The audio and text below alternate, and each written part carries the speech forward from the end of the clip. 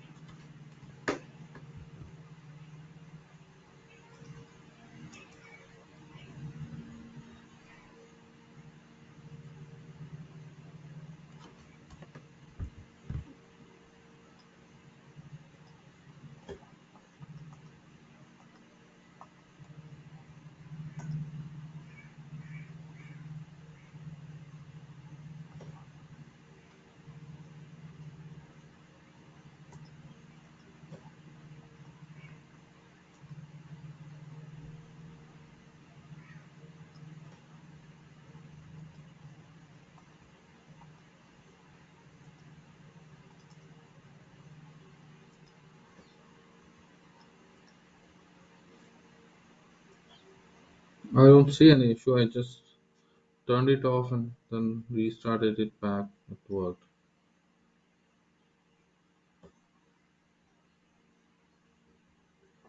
So I'm not sure what was the issue.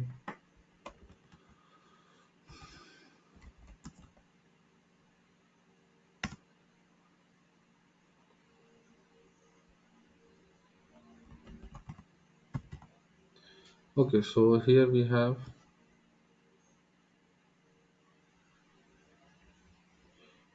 our operating system. We understood about yum and RPM.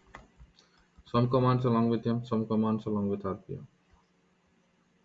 Okay, now we'll understood what happens in the back end of yum.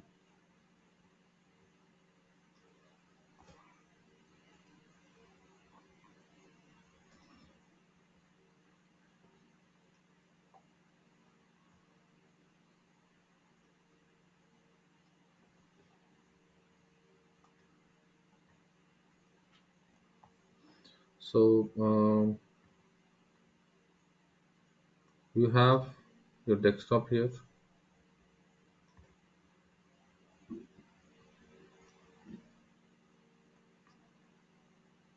and you have terminal opened here.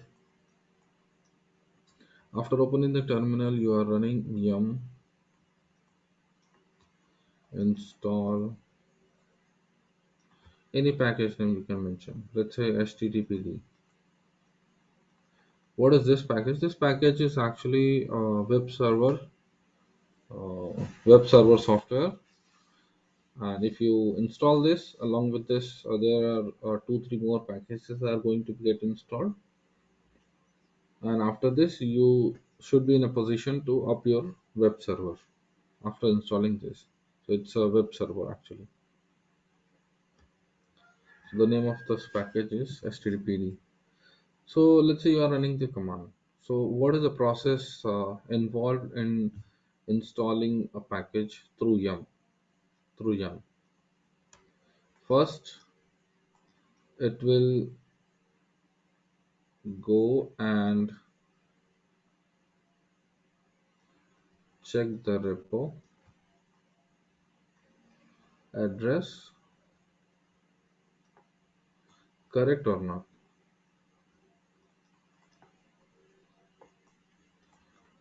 If it's checked, okay. Where is the repo? Where is the repo address? The repo address is in etc slash.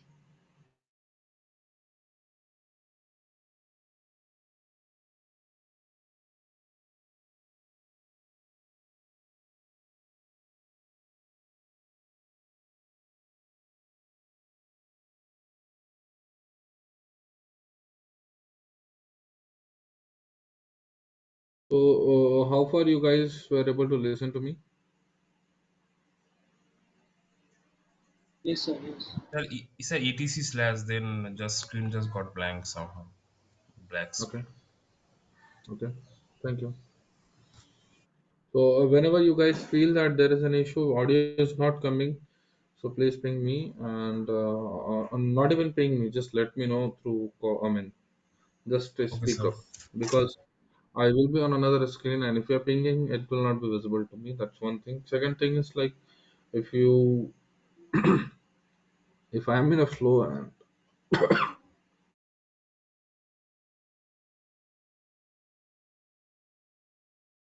Sir, if nothing I'm is in a coming. flow, It. yeah, just 1 second.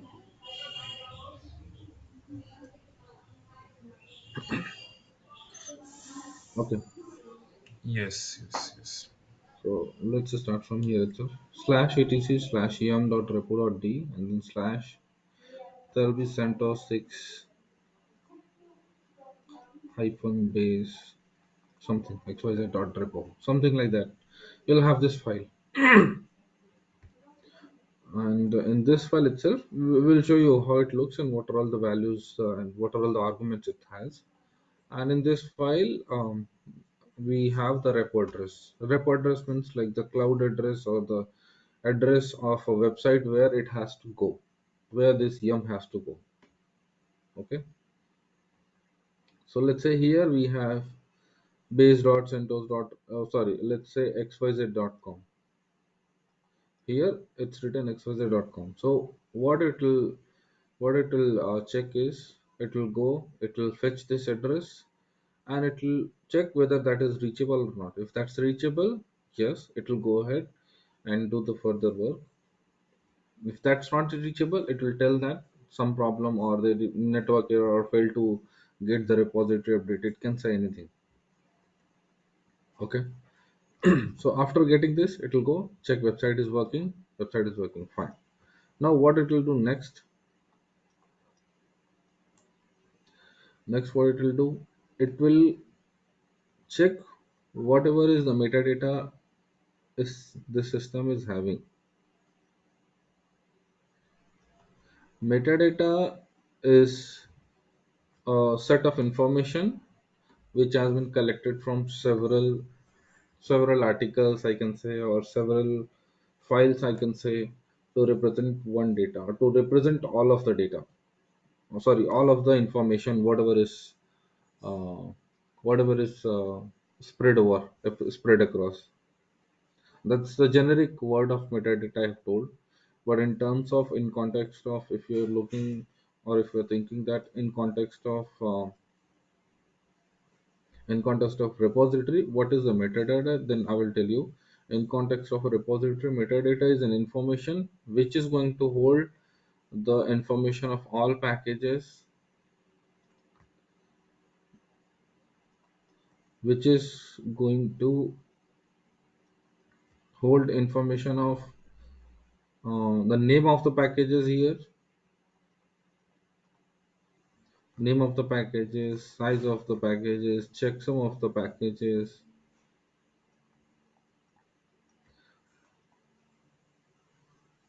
and several other information it will hold. Like dependencies also it will hold. So all those things it's going to hold. So this is metadata. So it will check. Second information, check the metadata is updated or not.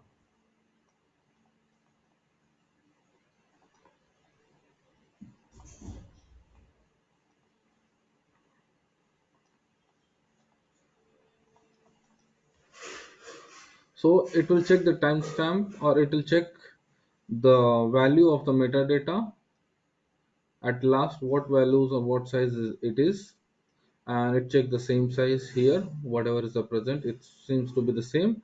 Then it will say that nothing to download, and it will simply proceed with next step.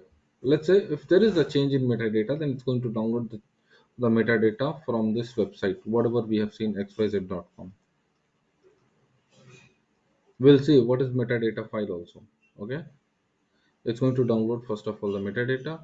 After downloading the metadata, it is going to check what we have asked to download, yum. We have asked yum to download httpd.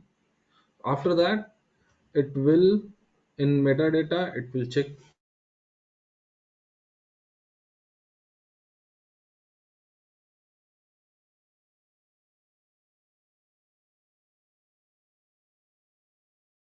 Sir, you are in mute.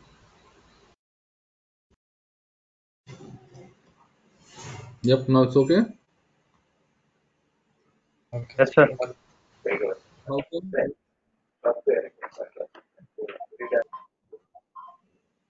How far you guys were able to listen?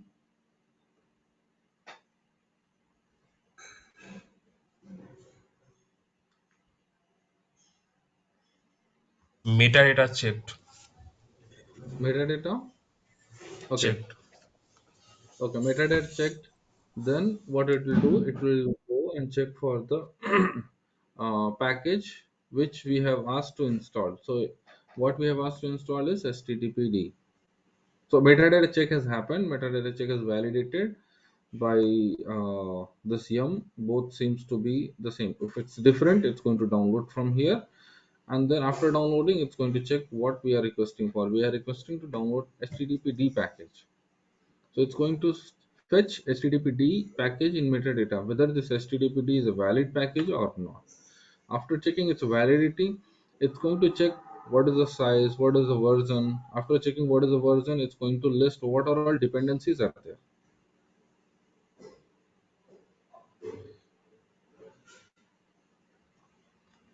After checking what all dependencies are there, it's going to list us all the dependencies. And let's say it has dependent on a b c, three packages. So it's after checking out the dependencies, it's going to do the same thing for this package also, whether at what is the location it's present. Either this is going to depend on something else, then it has to download all this also. Same thing for b, same thing for c also.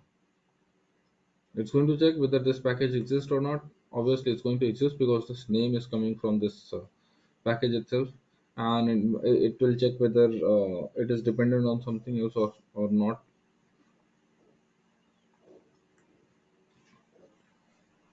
So after checking dependency, it's going to get the location from this metadata itself, and after getting the location, it's going to download all the packages. So it will list httpd is the package which you are going to install. Okay, after that you will have dependency. In this dependencies, you are going to have A, you are going to have B, you are going to have C. Size of your total download is uh, d dot dkb or dmb, whatever is there. And installation size after installation, it's going to have, let's say, 5 MB or d plus something MB, d plus MB after installation. So these are all information it will show. After showing, when you press yes, it will ask whether you want to install or you want to skip, or what you want to do. You don't want to install. So if you press Y, it is going to download this package HTTP along with all the metadata. Sorry, along with all the dependency packages from the repository, and it's going to download. After downloading, it is going to install all those packages, and after installation, yum job is done. This is what you can see here.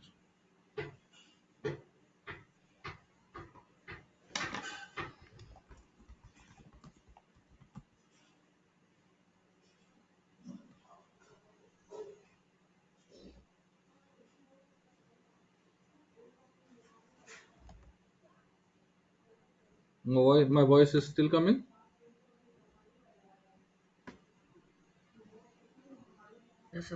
Yes, sir. Voice is coming. Okay, you can see that. You can see that here it has tries to download. Come on. Yeah, but it's showing that unknown error because I don't have IP address. I will check whether I do have IP address or not, but that's what I'm suspecting, that I will not have any IP address, and because of that, it is throwing all these error. But since we were already having an existing metadata downloaded before, maybe when we were working on Thursday or Friday, at that time itself, it would have downloaded the metadata, and after that, from that information, it's showing us. It tries to fetch the metadata, but it didn't get, so it fall back onto the previous metadata itself and it's trying to fetch and showing that httpd, it's an architecture x86 package. This is a version, and this is the update, this is coming from the update, and 2.7 MB is there. Total download.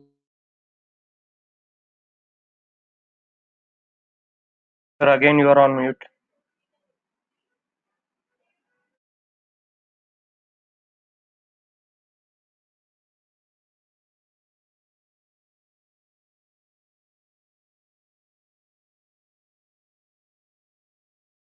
Sir, you are in mute.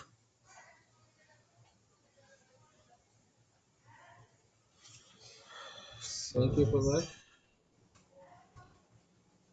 How far you guys were able to listen? Just after the size 2.7, that's it. 2.7 MB, yeah. So total download size, it's going to download the 2.7 MB of HTTPD.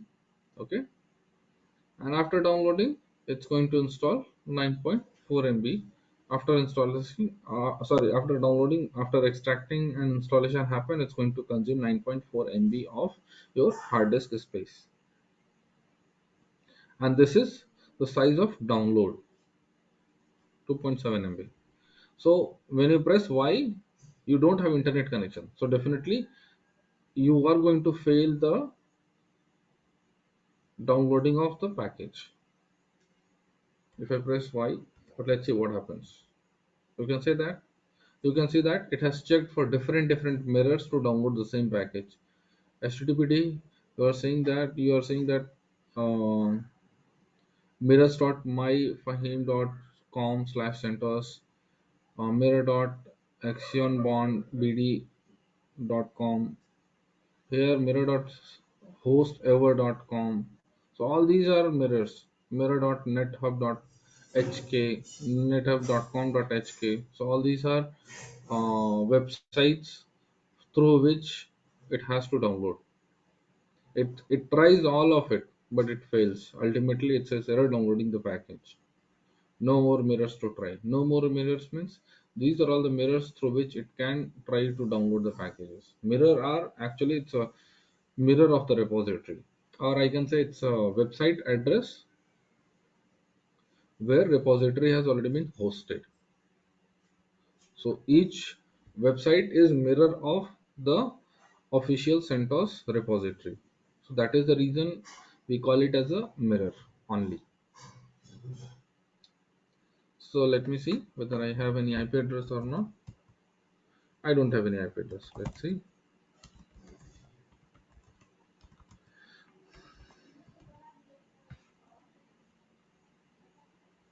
Okay, I have got an address here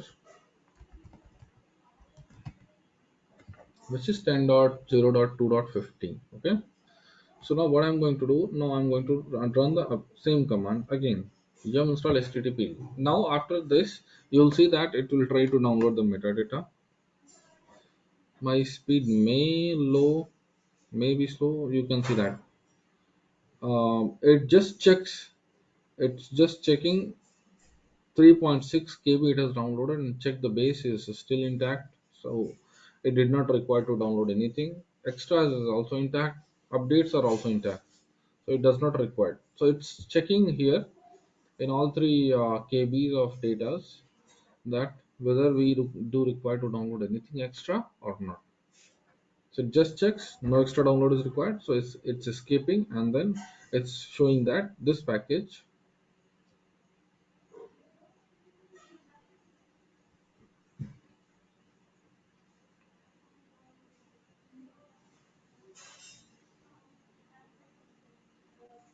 Yeah, it's showing and here it's showing that this package will be get downloaded, and you know that this is the size from where it's getting, this is total size, installation size, and if I will press yes,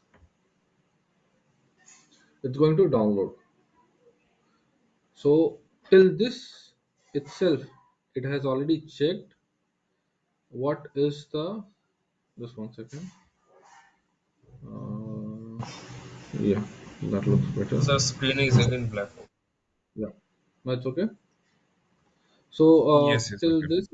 till this itself, it has it has mm, it has resolved that what are all packages it has to install. I mean, from the repository, this address, it's all coming from the repository, and before coming to this, it has resolved. So you can see that for base, it's speaking of this repo, the repo.extreme-ix.org. Extras, it's speaking of this repo. For update, it's speaking of this repo. Okay, so it has resolved. If it's not resolving, it will not reach it to this address. It will say that here itself it's failed, and it will try to fetch next repository. Here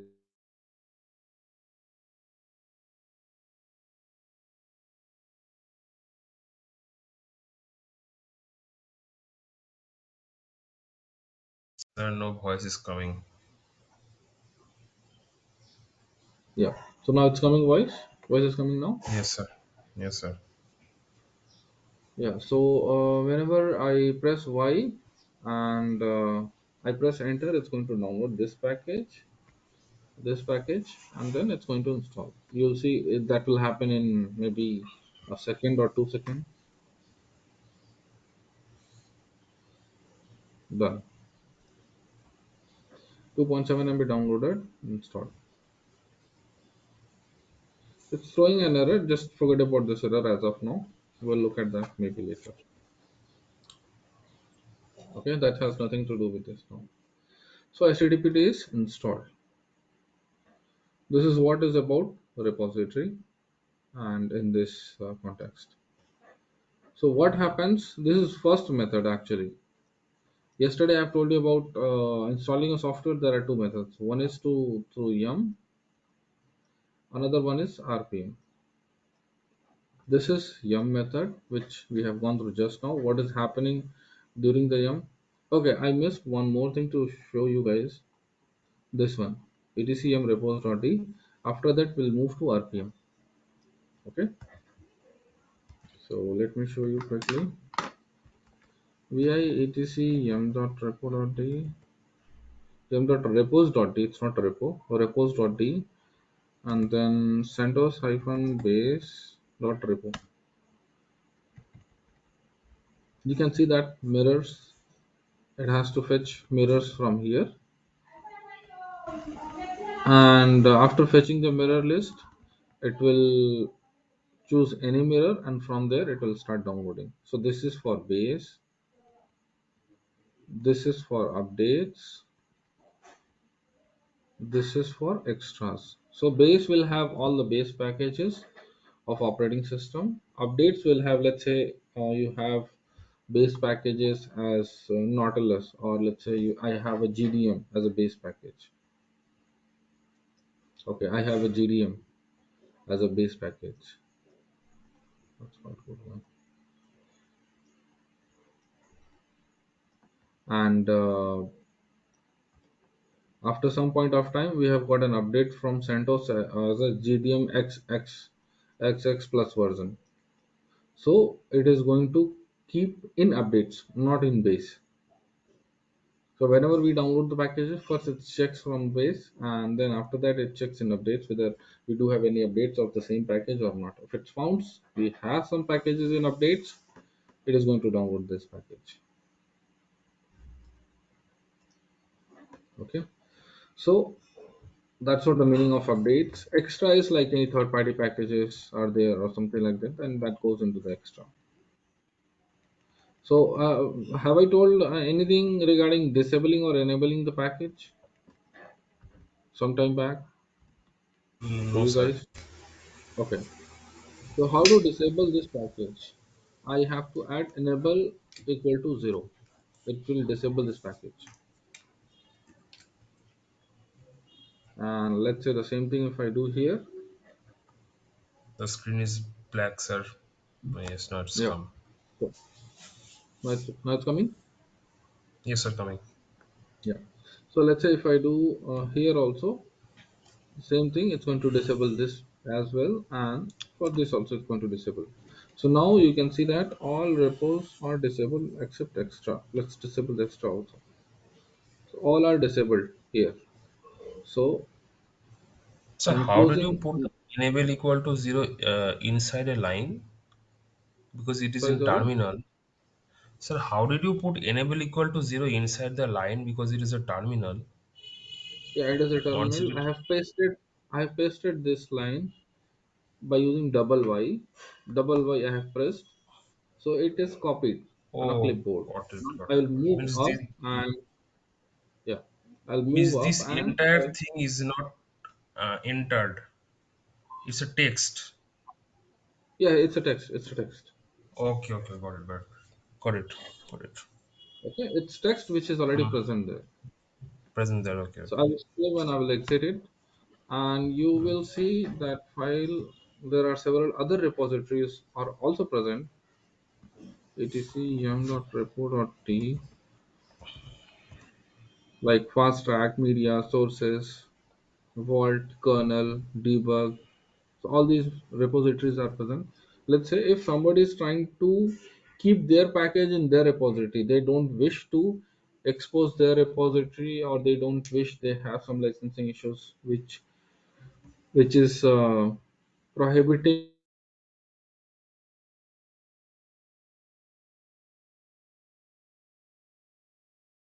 Sir, voice is not coming.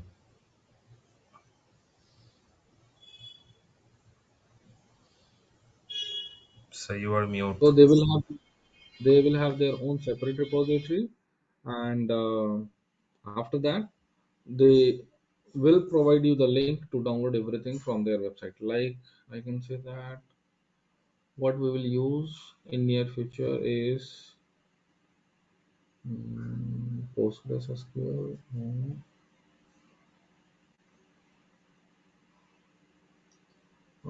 There is something called LAMP. LAMP, LAMP package. Okay, so which we will use in near future for the installation, and for that they don't have. Oh, for that they have. There's something else. I'm just forgetting. I'm just trying to recall what was that. Mm,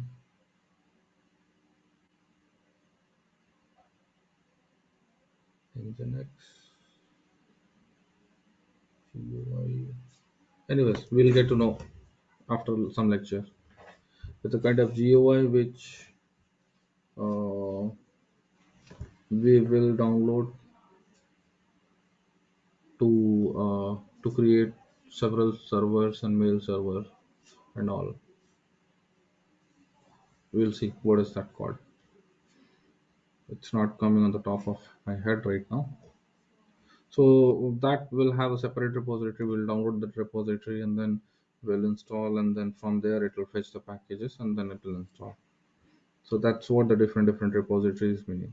So since we have made the changes in base.repo, and let us update that.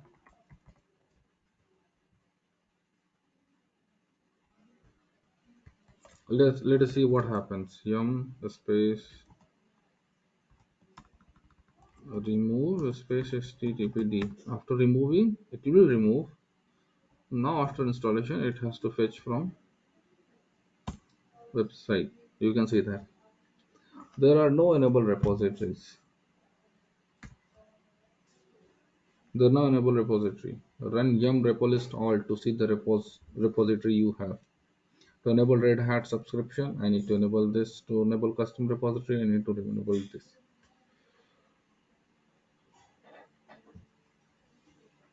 So it has found no repository, and that is why it is complaining us. So we need to enable the repository. So I'm going to disable this line enabled equals to 0 by typing D. 2 times D, if I type, it is going to delete this line.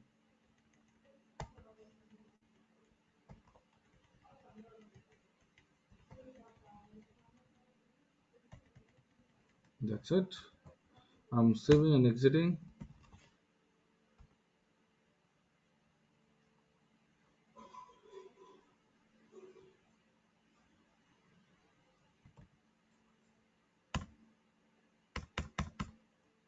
Now once again, if I run,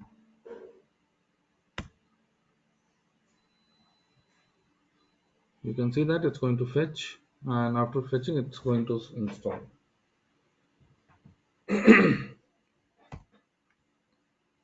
Okay, so you know what happens after Y. Okay, so I'm not going to do that. So this downloading, after downloading, it's going to save in a cache. So what we call it as a cache of yum remove. Let me see if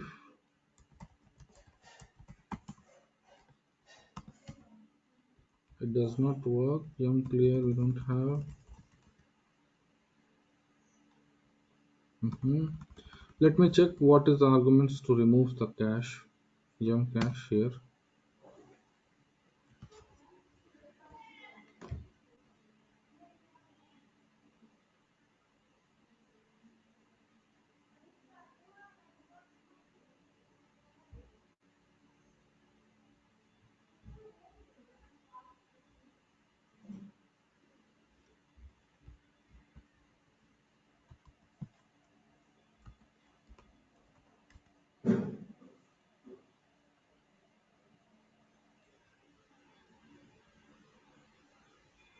Remove cache data. Third one, you can see that.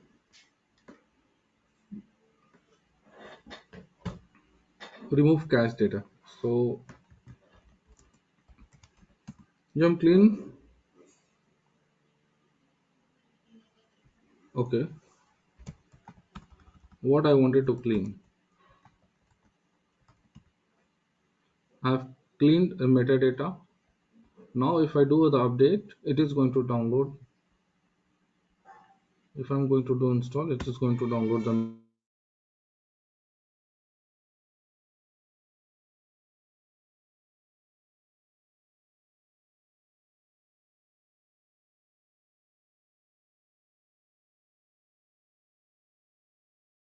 these things did not happen last time when I have pressed enter. It is skipped from here, it is skipped to this place because I was having already the metadata in place. So it has downloaded the files and checked whatever the downloaded file is here is different in the existing one, and then it's started downloading the metadata. So 153 KB is there for base extra, it is for 250 MB, and for the updates it is gone for, sorry, once again for base it has gone for 6.1 database.db file, and for update it has gone for 17 MB. You can see that, and after that it has fetched this information from the updates. Okay, so this is clear, I hope. Press Y, it's going to install. Done. Just 1 second, please.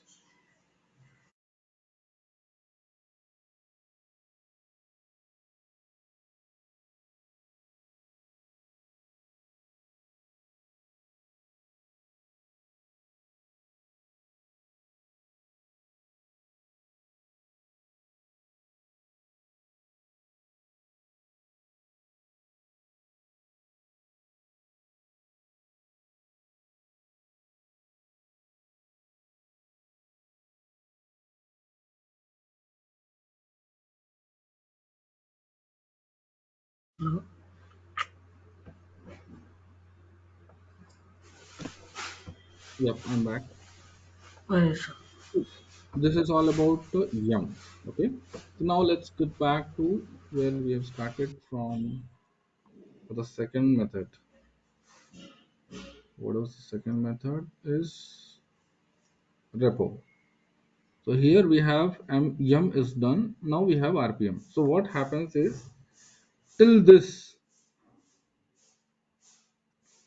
1, 2, 3. So all these are happening to just get the correct package xyz.rpm. Let's say, sorry, not xyz. If you are downloading httpd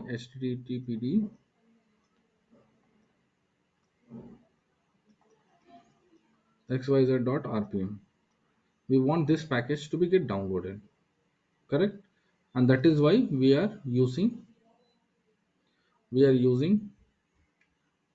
all this process. After this, httpd.rpm got downloaded, and after this it gets installed. Okay, in yum process I'm talking about.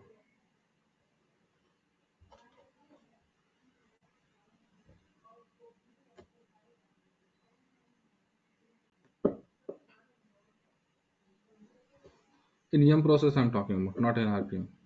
So coming back to RPM, what we require a package to install. Okay, so we have to have this RPM package. This RPM package we have to have. So we need to get this RPM package from outside internet, not from outside internet, from outside of the repository, or you can manually download this from the repository, or you can download this package from anywhere. So the process here, it was automatic. Here this process was automatic. Here this is going to be manual. So you need to manually download this http.rpm package in your system, and then by using rpm command you are required to install this package. Simple. Okay, so how we can do that? Let me check the version number, what it's having. 24697 EL7. Okay, so let me keep the package here. Let me get the website name actually, because I don't know the, I'm going to download from somewhere else. So I need to know this version number, because I don't know what version number this actually center supports. So I've opened the website. So this is the Chrome. A website what I am going to use is pkgs.org. Typing. Yep.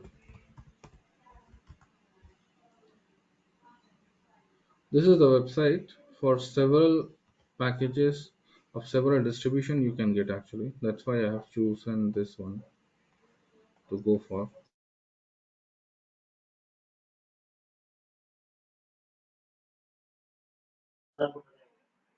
You're on mute, sir. So I have gone into the search menu here.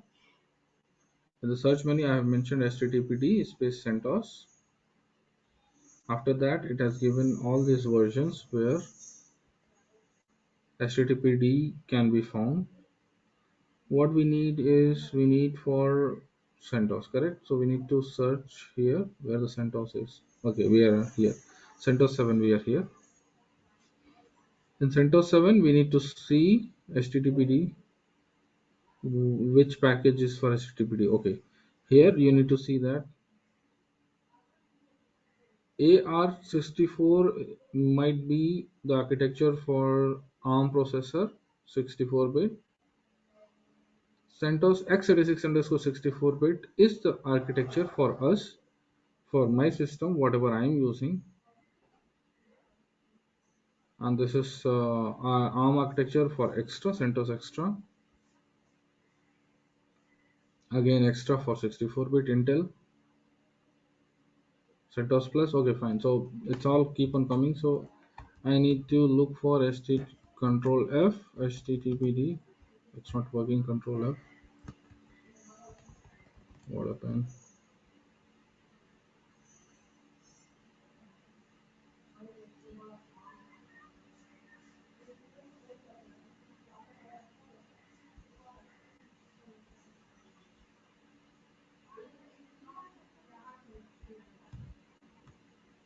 Oh, this is a control F. So httpd. Okay.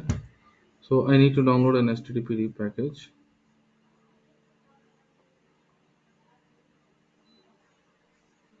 Okay, highlight all. So what version we were searching? We were searching for 246-97.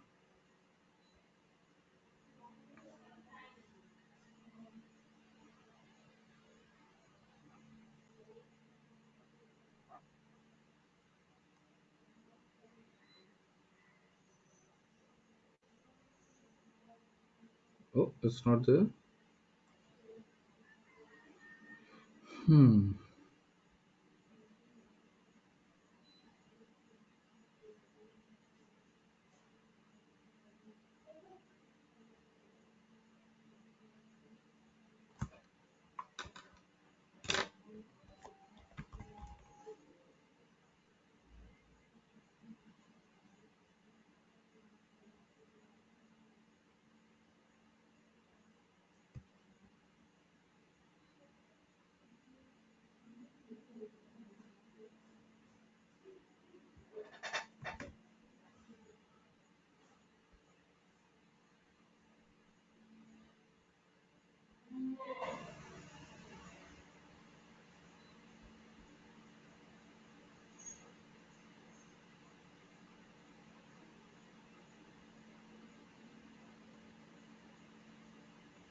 It's pretty strange that it's not coming this time.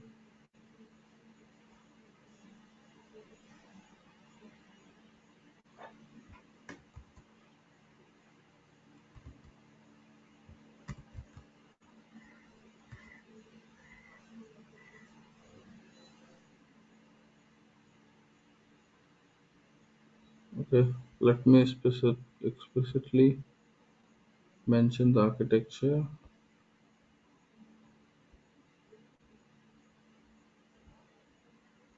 for this.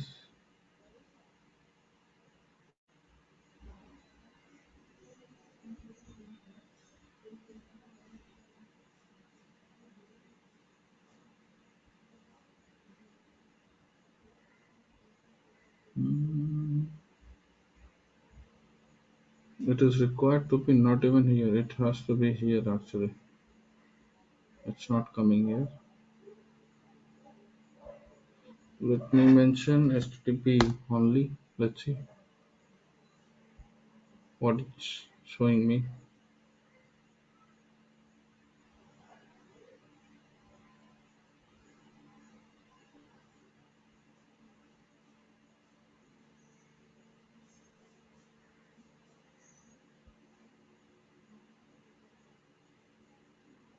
CentOS updates.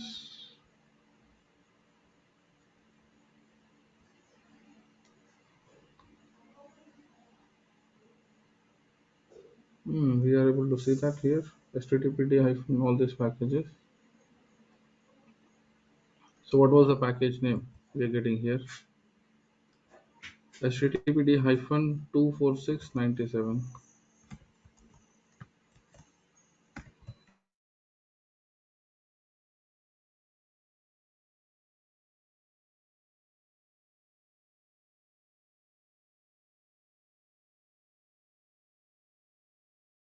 Sir, you're not audible. Now I'm audible, correct?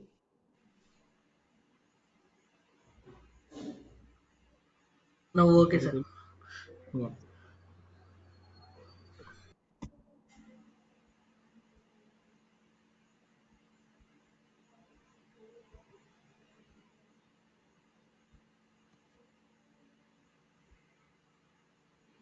HTTPD hyphen 24697. This one. 24697, then CentOS 25. Okay. Here we have. And you can see that it's coming from updates only. So we have to give the correct name for what package this is for. And after giving, we'll see.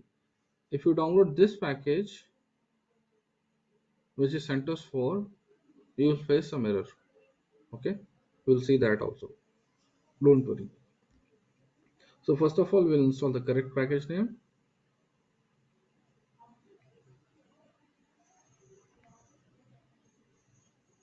Copy link.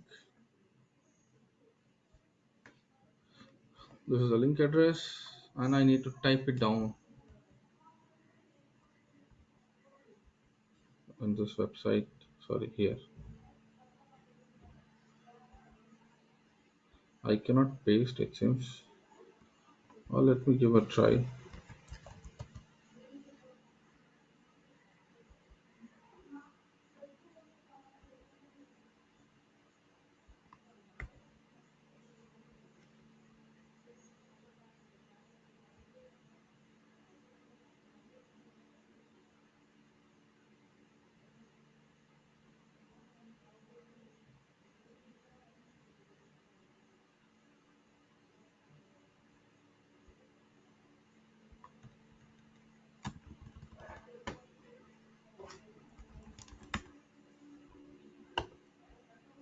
So here I don't have anything to paste actually. So I will need to type it down everything.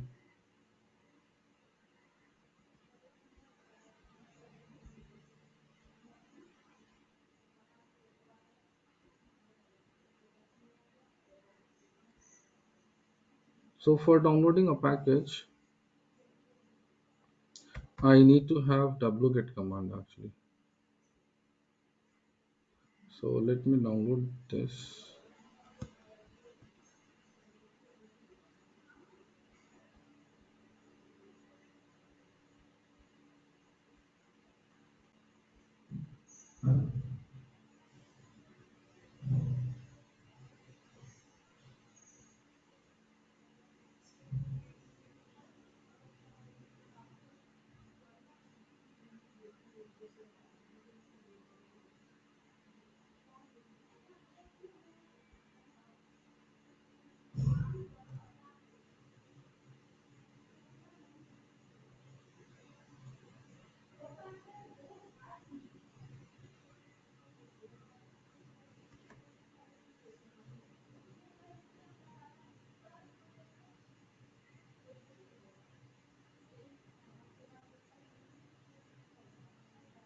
Need to solve the captcha.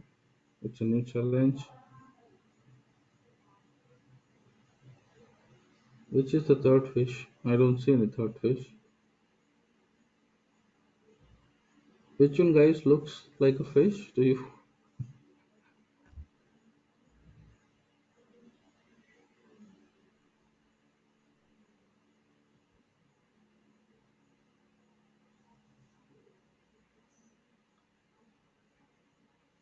No clue? Second row First, last one. Second row last one. Third row first one. Second, this one. Second row last one, sir. You mean this one? Second row, last one. Yeah, that's done. Third row first one. Third row, first one. That's done. That's it. That they are asking for three. Second row, first one only, sir. Second row Second first one also. Oh, this one. Fine. Yeah, thank you guys for helping out.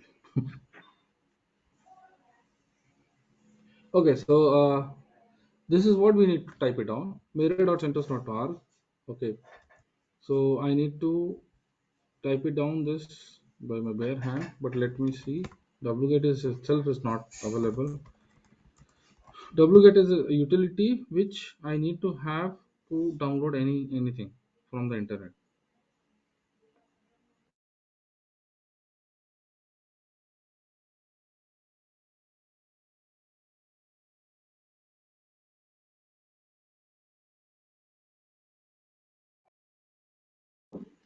So I'm downloading wget here, and which will help me to download anything out of from the internet. Wget is a package which helps me in downloading. So wget is there. Let me check. Yeah, it's there. So now wget, and then I'm going to give this link to download this package. Okay, http://mirror.centos.org. Please check on the typos and let me know, CentOS, if I do have any typos. Slash update slash x86 underscore 64 slash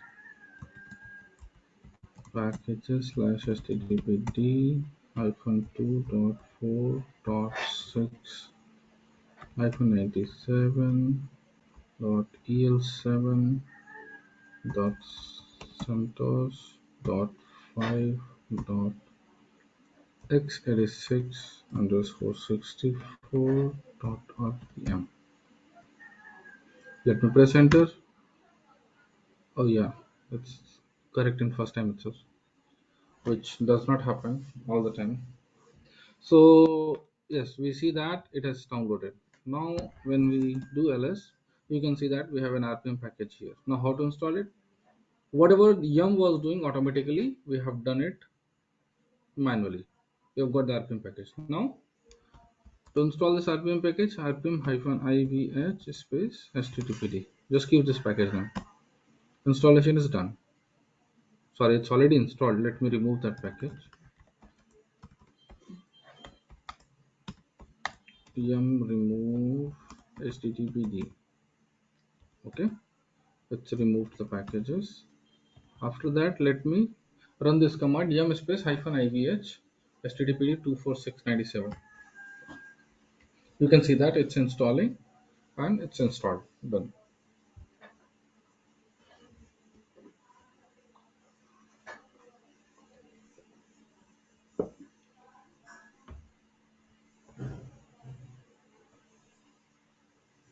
Okay, so it's got installed here, the package. You can see that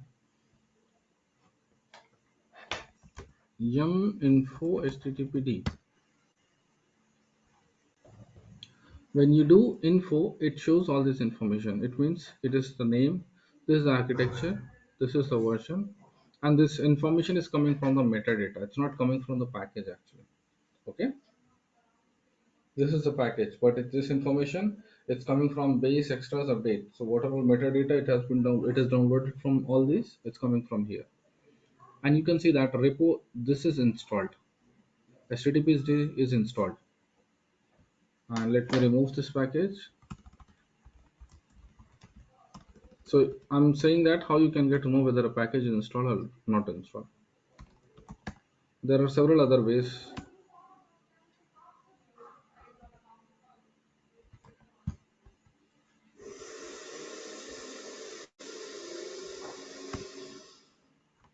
You can see that the installation section is not here. It's not showing that it's installed or not. Okay. Another thing, how to check the same thing. Let me zoom this. Yum list. It's going to list all the packages.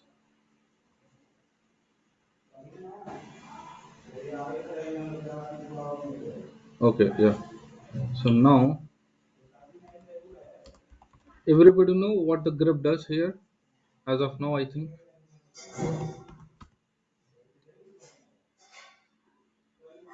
these are all the packages with HTTP, and what we were looking for is with HTTPD iPhone x86 underscore 64. This one updates. It's not installed, but let's see what it will show if we have already installed this package.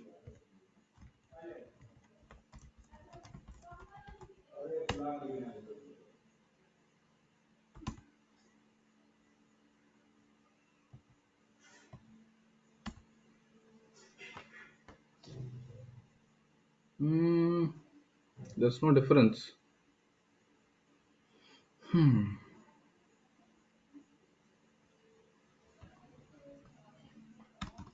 Let me check the arguments. What it says actually. There used to be an argument to check the installed packages.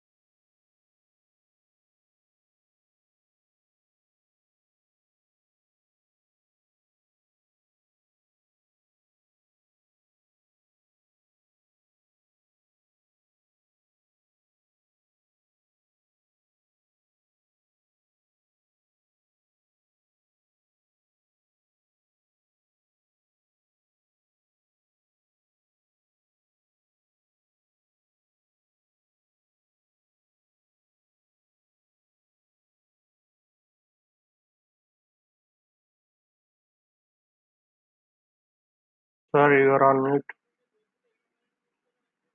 Oops, sorry. Thank you for reminding. So we have seen that.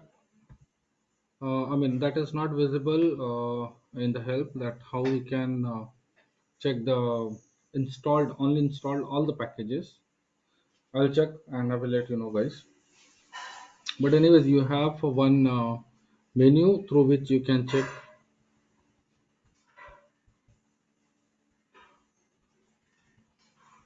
This is the command where it is.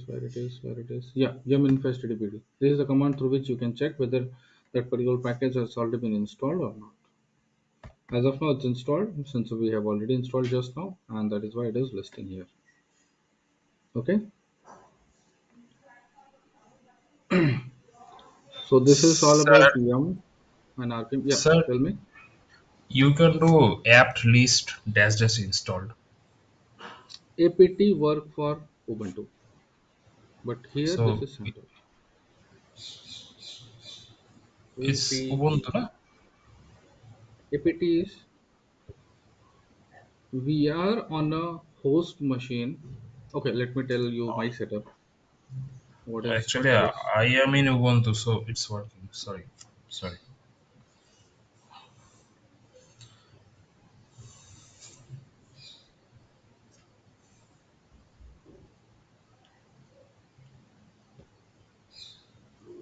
I have my laptop with Windows, VirtualBox. and after that, I'm using a Windows virtualization.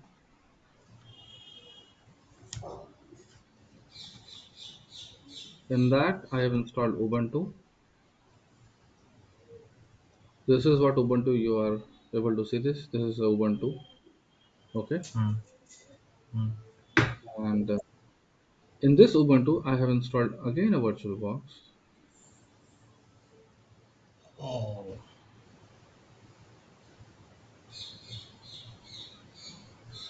And in this VirtualBox, again I have installed one CentOS.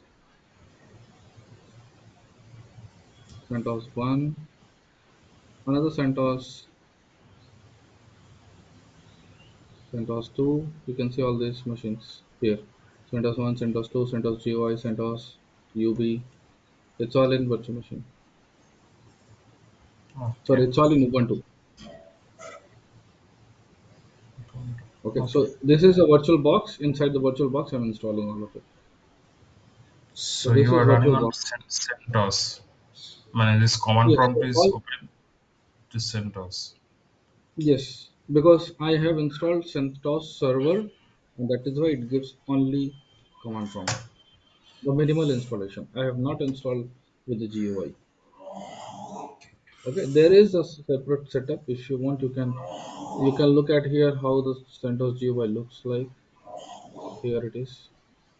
Network change setting. Let's see. Host So number is it possible password. sudo yum list installed pipe wc-l? Anything is possible. I was required to just look over it. Whatever you are saying, you can say. I can type. That might work. Yum. But Sudo yeah, I'm yeah on. I'm sudo inside the group. Yeah, go ahead. sudo space yum space Okay. list space installed space pipe space wc space dash l. Let's see it is possible or not. Pipe WC.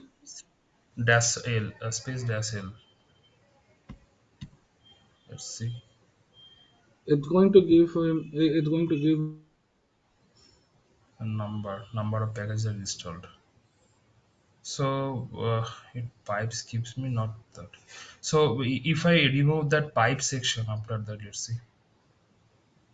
So you have told me the command actually. So yum Yeah, list install command is a command which we then can enter.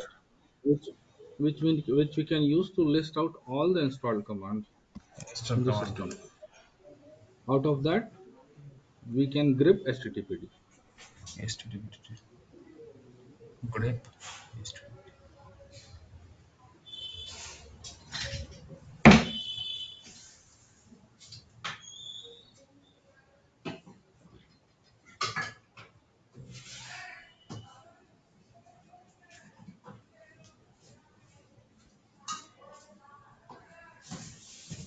It's still fetching. Don't know why.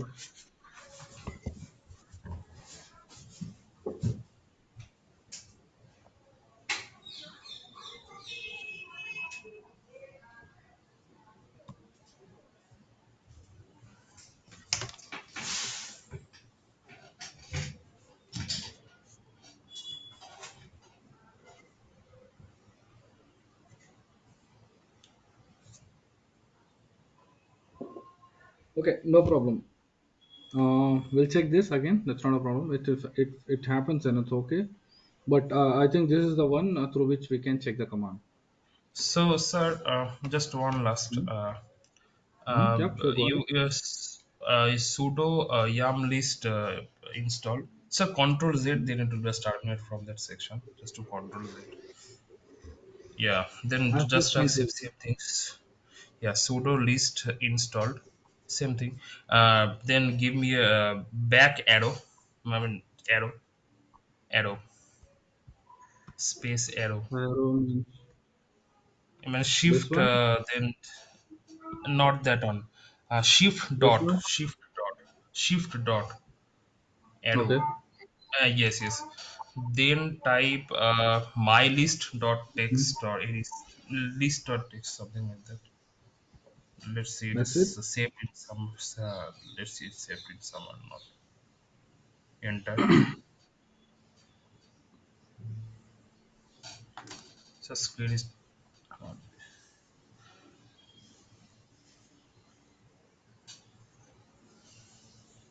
It will wait for the other process to complete. It will not happen.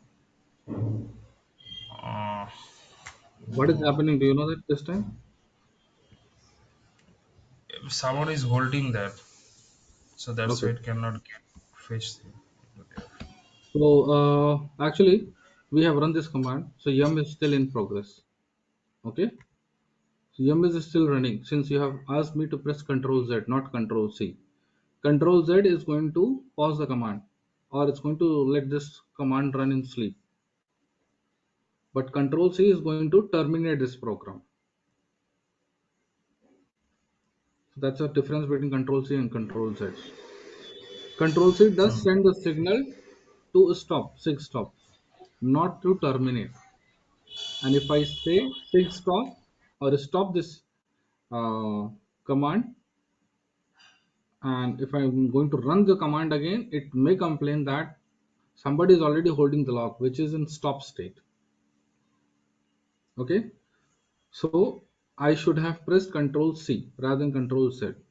Control C is going to terminate this program. So terminate means what are all files has been created by this yum currently Okay.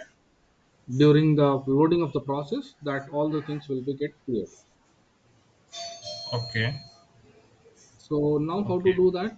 I need to check the PID number of that command which is holding the lock. PS grep yum. Oh, that has got cleared on its own. So if I run this command now, it should execute because whatever the previous command was there, it would have got cleared, and I don't see anything. So can you try this one? So, no, it's still running. So maybe I should try some other one. Sir, in the chat box, I give a comment. Can you try this one?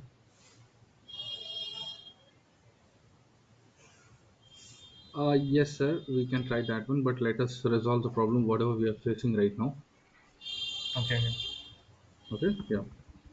So because this problem, this is again a problem you can also face. So what it's showing here is here we need to look at the PID number. PID 2143 is holding the lock, and PID I have told that PID is a process ID. So which we should be able to get this PID number by using top command or PS command. In previous lecture I might have told. So this PID number is showing here itself. Now how to kill this or how to terminate this process? So there is a command kill hyphen 9.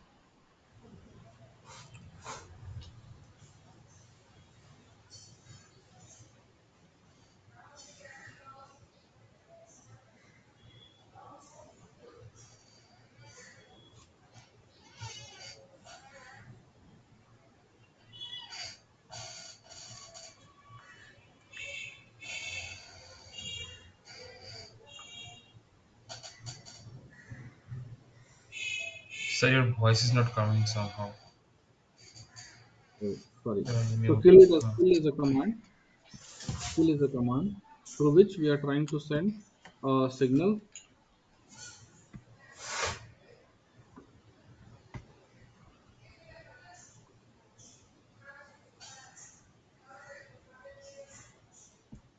Yeah. So kill is a command through which we are trying to send a signal. Hyphen 9 is a SIGTERM signal, and we are trying to send the signal to this to this PID number. So the kill syntax Sir, is kill. Yep. sir, what is 9 you said again? 9 is a signal which we call it as a SIGTERM signal. Okay. Okay. Okay. You can do man signal to see uh, signals is not also not there. Okay, let me see in kill whether it's coming or not. Kill bash signal. This said man sevens signal.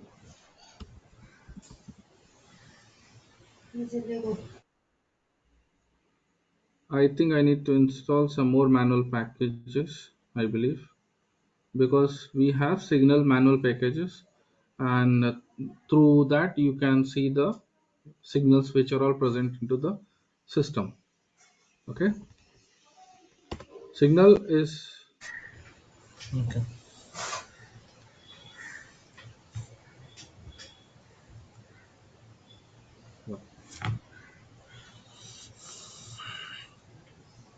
So let me run that command kill -9, and then what is the PID number? I forgot that.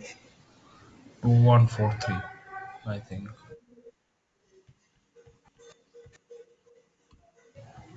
Hmm.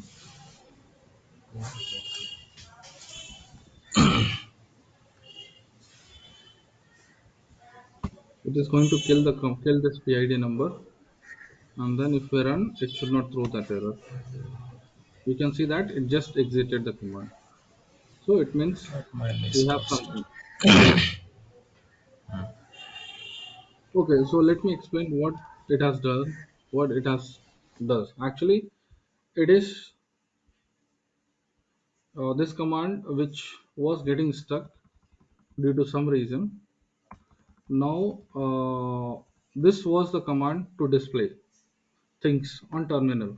What we want our output to go somewhere in a file. So how we can do that?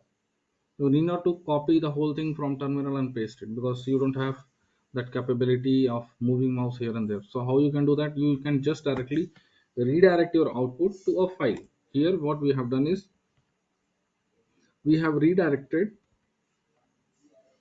by the greater than symbol and the file name. You can choose whatever file name you want, and you can redirect your output from here. So we have run this command, pressed enter. So this file name would have already been created. We can see that my list, and now we can use cat command to list to see this file. So you can see that this is the list of installed packages. Okay, so actually what our main motive was to run this command. It should come now also. If it's not coming, then there is something wrong which we should not expect. Why it's taking that much time? Okay, anyways, we have got a list of commands which is already installed, and in that if you want you can search the package httpd. That is what our motive was, to check whether that package is already installed or not.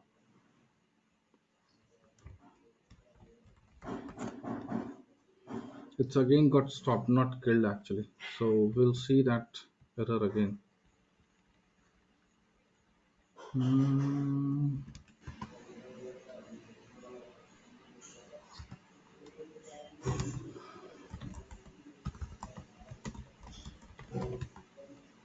Yep, we can see that. This is the command we were running last time. Sudo yum list installed. Okay, we've run that 2 times. So 2141 and 2222 is still running. Kill -9 2141.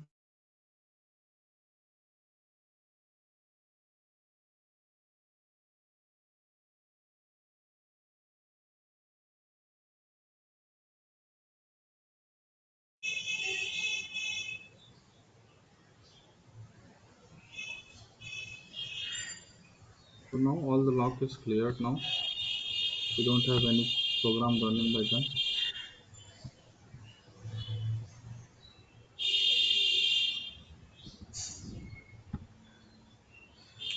I think here we have to do sudo yum list dash dash installed. Hmm. I think dash dash Yes, you installed might will be be good. correct. Okay, so let's everybody try, and let me know what is the problem. Okay.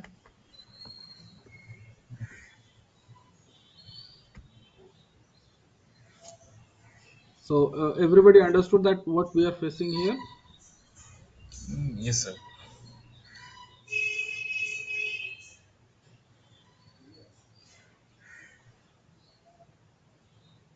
and here we have once again, as soon as I press Control Z, you can see that Control C I have pressed multiple times, nothing is happening. I press Control Z, that process has gone into stop state, and now that process is still running in the background. Yes, aux script. Grep and then yum. This is the process which is still running in the background, and which is a byproduct of whatever we have run here. yum list install, or you can say that command is itself yum list install. Okay, so the last whatever try you have said, that would be the correct thing actually. So I want all of you guys to just explore that thing and let me know. Sharing is gone. Yes, sir. This issue, I think it's from this hosting server itself. Okay, so that yum and repo is done as of now. Okay, now we'll see the scripting. What we Sir, do I said using a script. message in there. Can you try it? Let's see. In chat Yes, I box. said that will work. I want everybody else to give a try. Okay, okay, okay. The reason for giving the try is if everybody will try, they will end up in some other issues. And if somebody will end up in some other issue, they will try to resolve. And when they will try to resolve, they will learn something new. Or not even new, they will have to do what all things I have done. They will have to look at the process by using ps command or top command. Then they need to get to know the PID number. Then they need to kill the signal. Sorry, they need to kill that particular process. So this is what the exercise actually.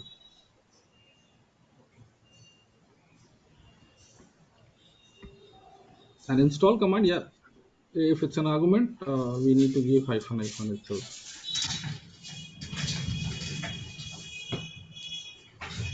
Okay, so let's talk about scripting. I will give a basic of scripting, what we do and how we do, how it works. So let's open a file.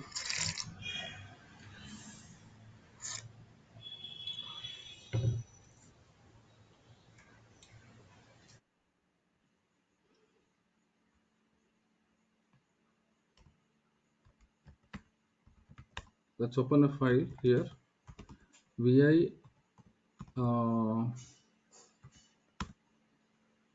what to say, test.sh. Sh is a file name which we give, but even though if we don't give, it will work. Okay, so we have opened a file, and in that we are going to type, we won't type something anything. Let's uh, okay, let's go back. Don't type anything. So everybody knows what is the command to reboot, correct? Reboot is a command which will work, which will, what it will do, it will reboot the system. If I press, it's going to reboot the system. I've pressed it and it's going to reboot the system. So how to execute this within a file? So scripting is nothing but a command what all you execute in a terminal.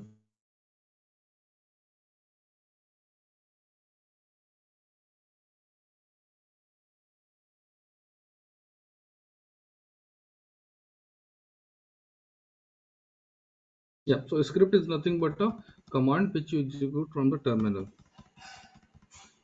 Okay, so we have shown you reboot command through terminal how it works. Now let us go and execute the same thing using a file. In this file, I will write a command to execute this reboot. Now this reboot has to be get executed using bash interpreter. So for that we will add hash not equal exclamation slash bin slash bash. Now after that I need to close and exit. This is done. Our one line script is over. Now what is our next task is to check This reboot I have given, this is just an example. You can write down whatever you want. Okay.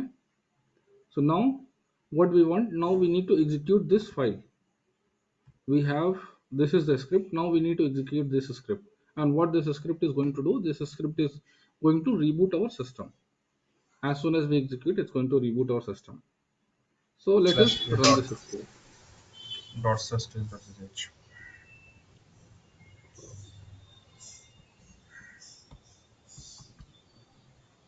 Dot slash test dot sh. Okay. Dot sh. Yes. So this is the way we need to execute this script.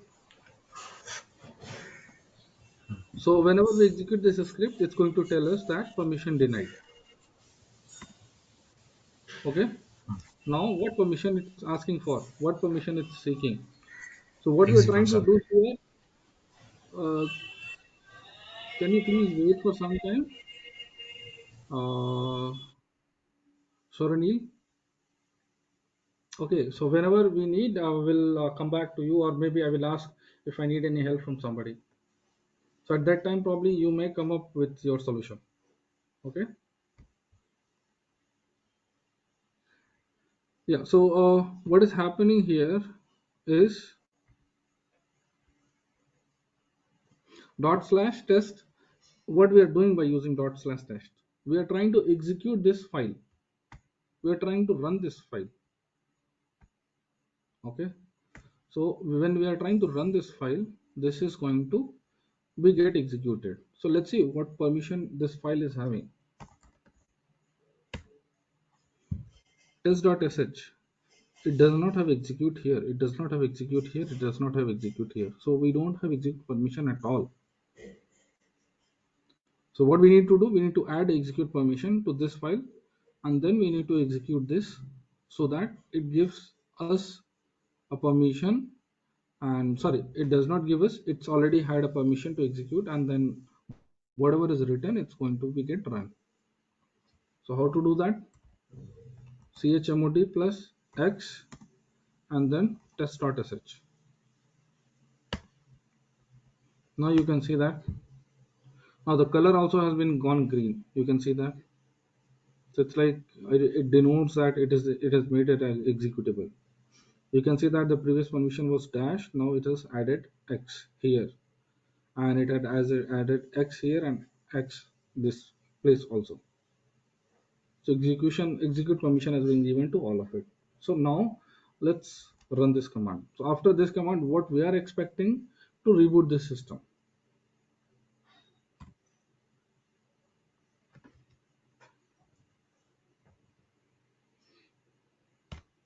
So it's rebooted.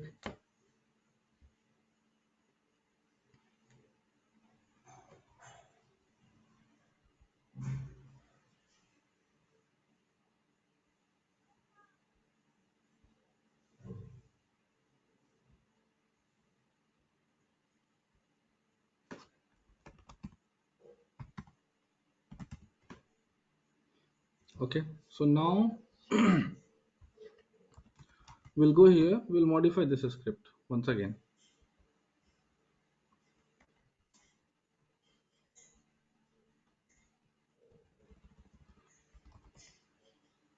We'll modify this script to make a directory mkdir space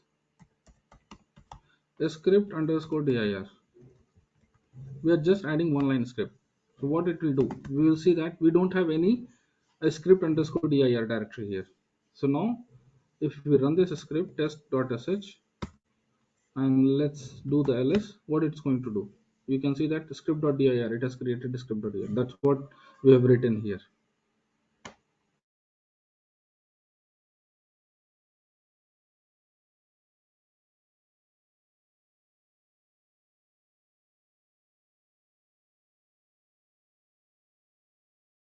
Now what next I'm going to do is, there is another version that how you can pass some of the arguments to this script.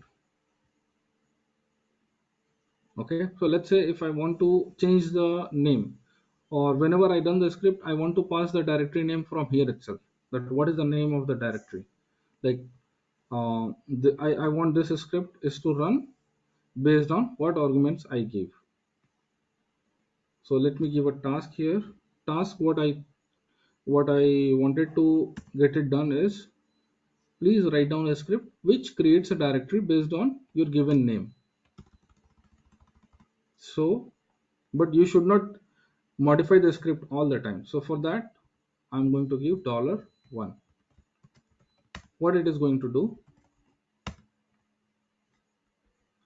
test.sh, let's say, if I'm giving test underscore dir, the directory name here, I'm giving the script to execute, and after that I'm going to give the folder name here and then press enter, and I will see, you can see that it has created test underscore dir. If I'm going to give again the same thing with the another name of the directory, it's going to create the directory. You can see that test underscore dir and test underscore dir1. You can see that it's created. So now what is dollar?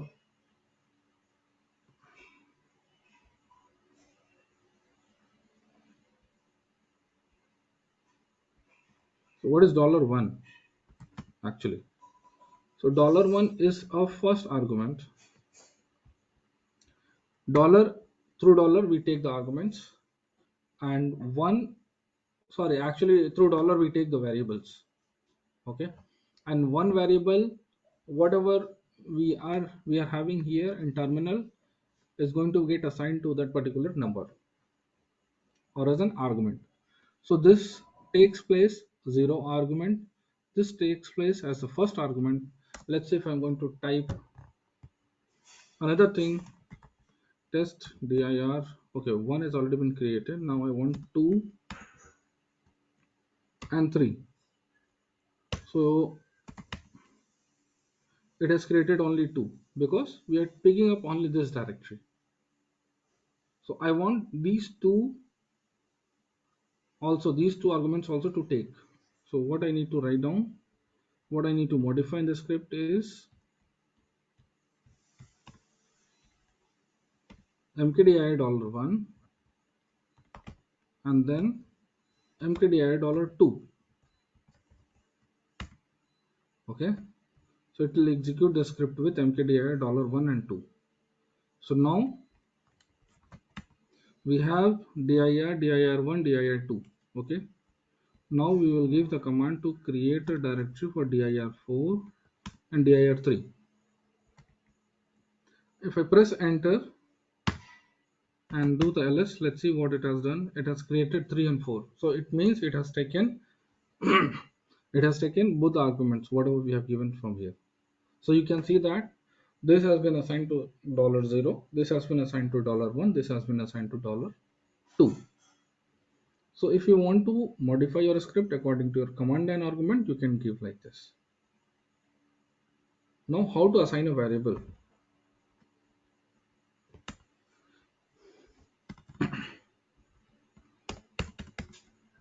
You can give date, sorry,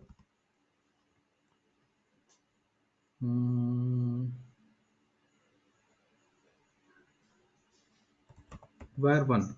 I have given var1 without a space. You are required to press equal to, and then what variable you wanted to give. Let's say if you want to give a string, variable 1, I need to give a string. Okay, and after that I need to give that variable var1. Okay, so now what it will do, it will take this variable var1 here and it will execute this command. So what is the variable pointing to? Pointing to var1 is pointing to variable 1, and command what will be the output command is mkdir space variable 1. So what it is going to do, it's going to execute this command and it's going to create a directory. So let me comment out, let me delete this line itself to avoid the confusion. Test.sh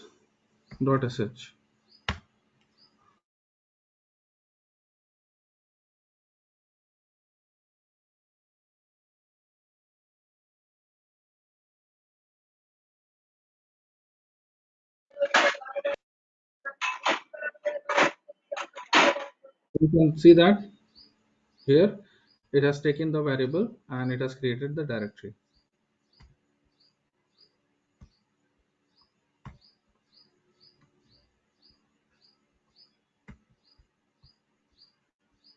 Okay, so once again I will go. Whatever you want to modify this variable, you can modify your variable. Now next thing, let's say if you want to execute some command in this variable and that command you wanted to be get assigned here. So how to do that? To do that you need to use this I don't know what the name of this, I need to look at it.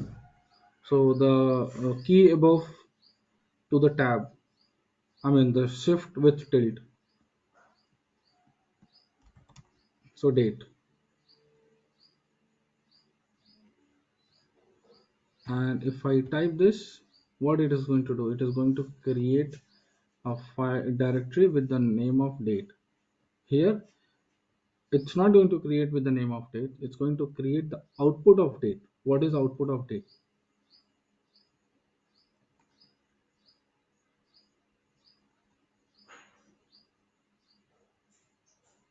There are 2 to 3 different things I'm telling, please don't get confused. Okay, so let me save this. Date, if I'm typing, it's a command, you know that. Okay, which is going to give me the date, which is going to give me the date. So how to give this itself, this whole date, I mean the day, month, time, and date, and the year, all these things as an argument to mkdir auto variable. So that is how we can achieve that by using this.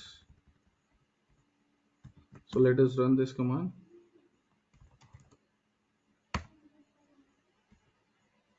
Test.sh and let's see. Okay, so you can see that it has created how many directories? It might have created 1, 2, 3, 4, 5, 6 directories. Let me count 1, 2, 3, 4, 5, and then 6. Sunday, 6 directories. Okay, so why it has done like that? Let's try to understand. Okay, so to understand that, let me give an example here. When we type a command mkdir test1, test2, test3, test4, okay, it is going to create all the folders.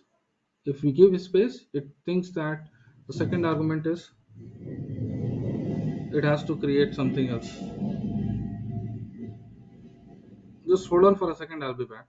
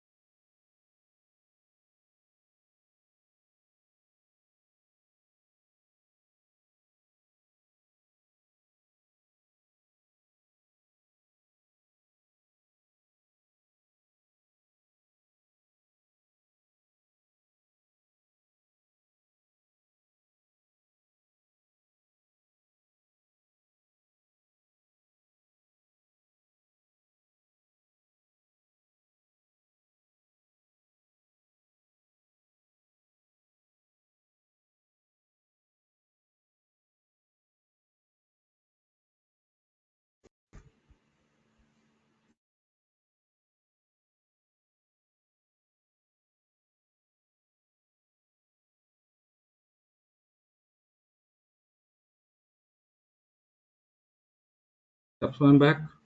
So what it will do is it is going to create directory with the name of test1, test2, test3, test4. So it is going to create, sorry, it's going to think that the space in between one argument and another argument is the next argument. So if I have added the space, it means it's going to treat the test2 as an next argument, and it's going to execute that as a one command. So it's going to execute mkdir test1, mkdir test2, mkdir test3, mkdir test4. Okay, so let's see that. Test1, test2, test3, test4, you can see that. So now what has happened when I have given date? So when I have given date, you can see that after Sunday there is a space, after September there is a space, after 18 there is a space. So it has considered all of it as a separate argument, and it has created a directory for all of it.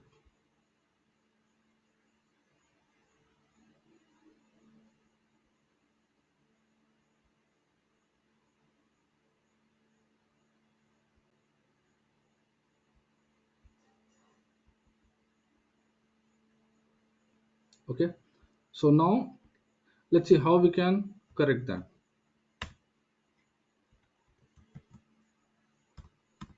So we have got the, by using this symbol, we got the date. Now I want the whatever the output is there, I want to pass everything as a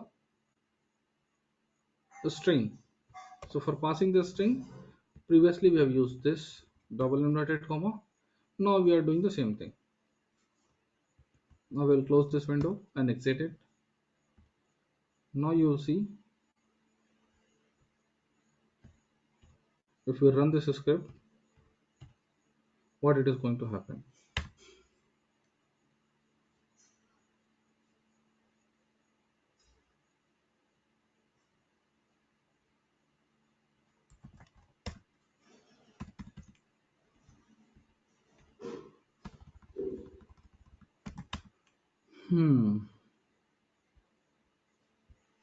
So let me remove the directories first. 18,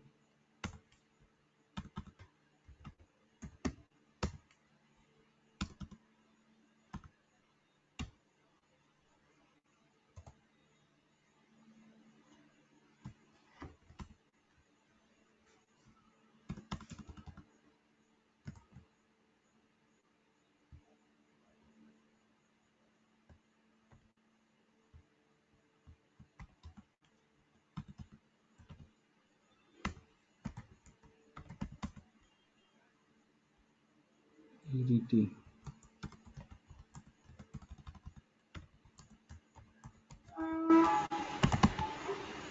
We have here clear the directory.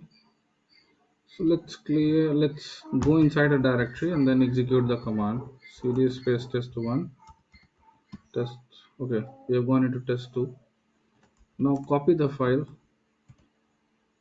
So now everybody understand that how I'm able to copy the file using cp command, that too from the previous directory, because dot dot slash denotes the previous directory and this test.sh is in previous directory. So I'm going to copy this file test.sh and I'm going to keep this file into this directory. So for that I have mentioned dot slash. We can see that we have got copied test.sh.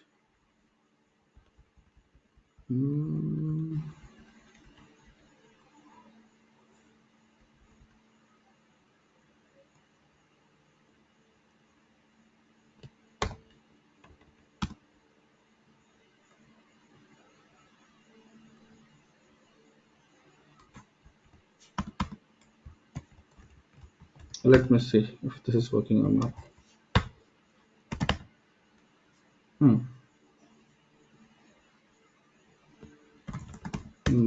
No, it did not work. Let me try with this changed comma, single inverted comma. That should take that as a string actually. No.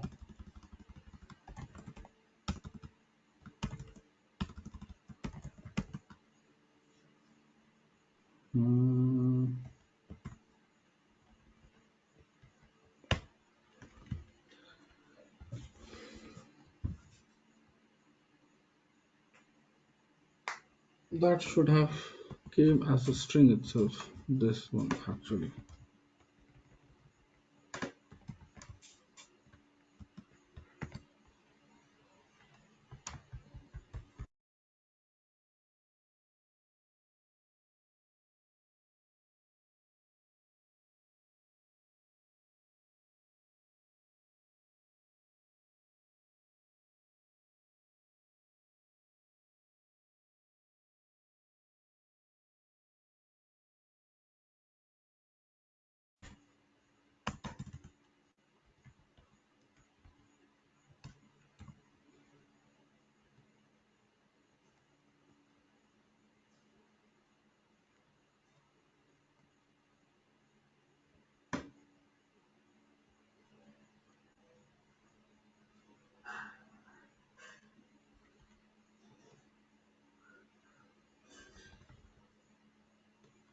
Okay, let me try in another way.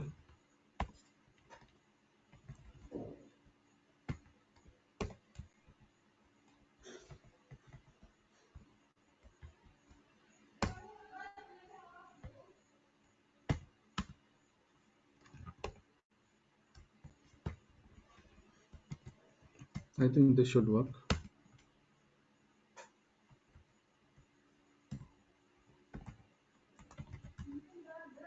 Yeah, you can see that this is working. So what we have done is we have just one second, please.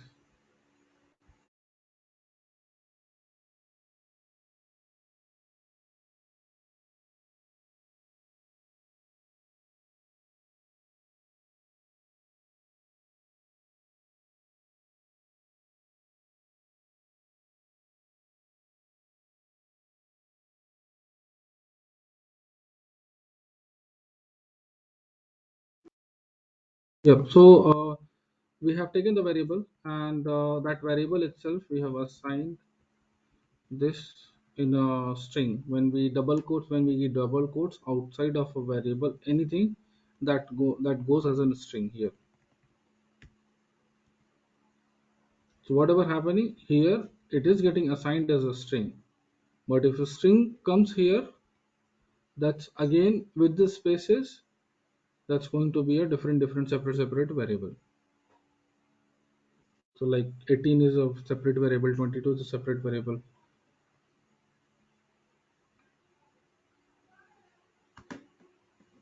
Okay, let me give an example here itself.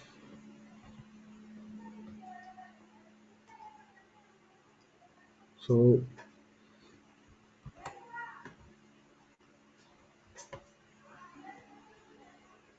so what we have given is mkdir. Whatever we are giving along with the spaces, anything is going to come, it's going to be get treated as a separate argument and going to be get created a different directory because we have given mkdir. Now what happens, what we are required to do if we wanted to give this itself as a string? So for that we need to give double quotes here itself to treat all of it as a separate string.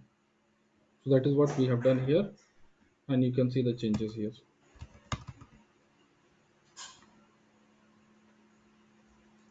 So what was happening previously we were giving this, we were giving here as a double inverted, we were treating this whole thing as a string and assigning to variable 1. So when variable 1 get resolved here, when variable 1 gets resolved here, it's going to be mkdir space 18, 22, September, Sunday, Monday, whatever the date it is, and then 2022 and the time. So again that's going to be get separated with the space. So there is no double inverted comma before and after. So that will not be get treated as a string. So that's what the difference we have. So this is clear to everyone?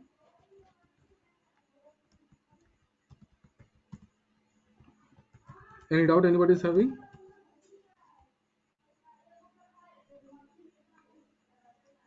Yeah, No, sir. Fine. somebody has pasted some of the things in chat box. There can be a number of ways of whatever I'm doing there.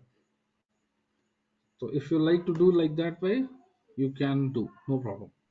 But you need to have explanation, you need to have correct reason why you are doing and what you are doing, how that is getting executed.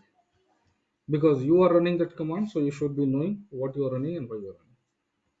That's it. If you are clear to these two things, you are good to run whatever command you want. Okay, so if anybody has any doubt, let me know. If no doubts, we can proceed further.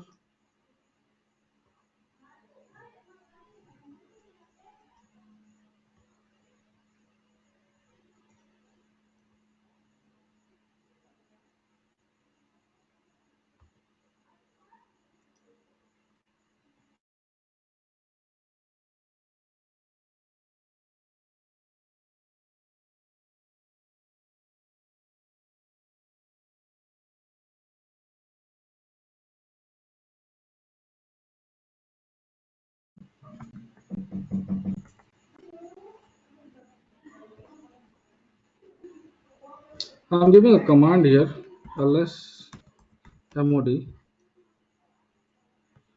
and enter, and I'll be back in a minute. So please go through this, the content, whatever it's showing, and let me know if you are able to get something out of it.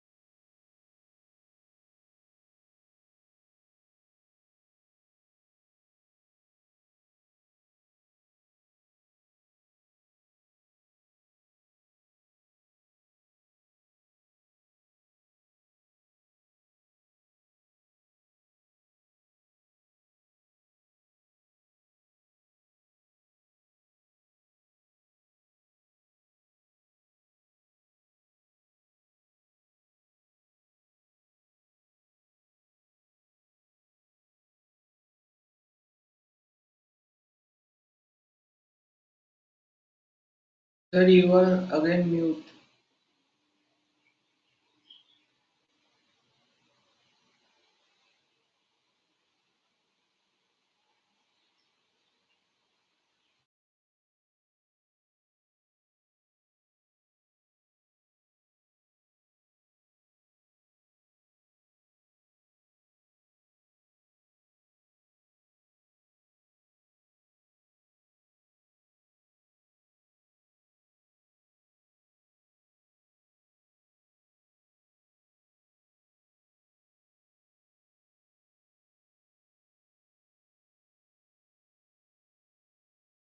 Sorry guys, I'm back.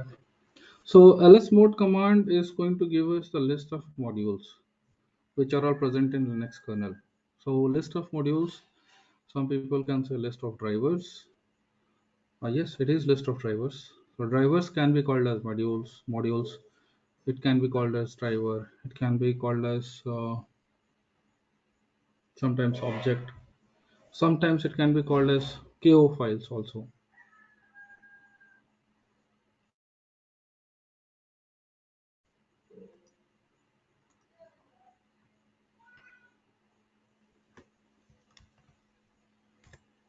So modules, kernel modules, or drivers, or or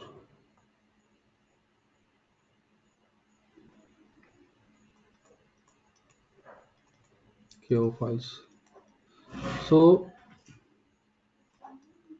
this is our operating system. This is kernel. This is user space. Kernel, where all your core component of your operating system lies down, which we can call as a memory management, process management, or sometimes we can call this as a scheduler, all drivers,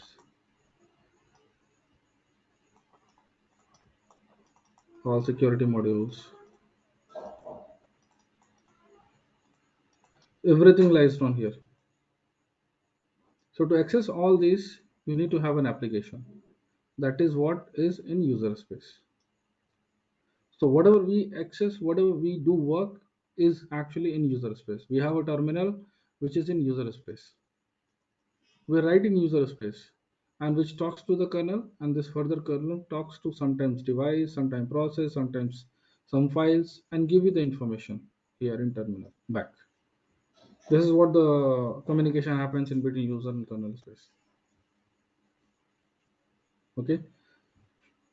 So having said this, kernel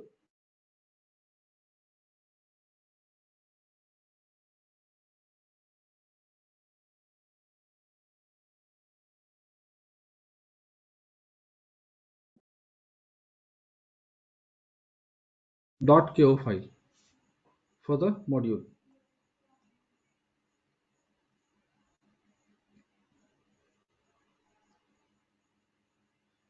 So this Linux be Ubuntu, this Linux be your Android phone, or this Linux can be your TV, Android TV, or this Linux can be your Red Hat, this Linux can be your Ubuntu, it can be anything.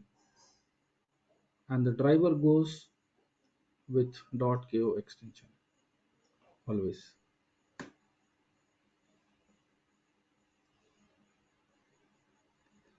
Okay, so outside of this, you can bundle this in .rpm package.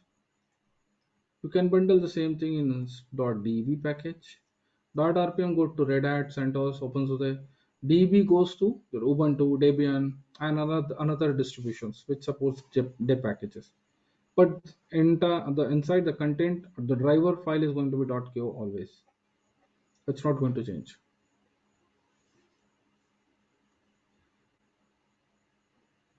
But yes, let's say if somebody is going to install, if you are differing the architecture means, let's say this is an ARM, this is an Intel. So for ARM, you will have .rpm, you can have .rpm, or you can have .dev also, and inside that you can have that ko file extension only, but what content goes in ko is going to be the different.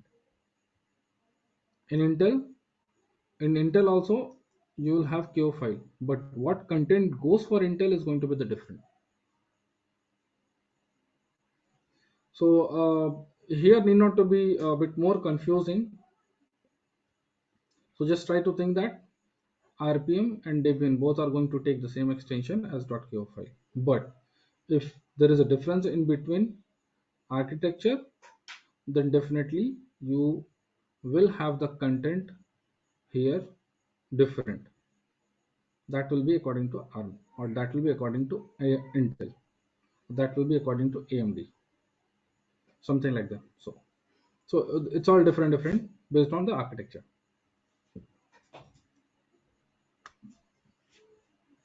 So this is about the driver. So we'll see the location uh, in our Linux. ko file actually resides in a file and in a form of .ko.gz. So it's gz is an extension which Linux supports, and which is highly compressed, I can say. It's more compressed than .7 or .r .gz. So this is where it's found in this format, And if you want to install, I do have a command how to install that, how to remove that also, and the location I will tell you.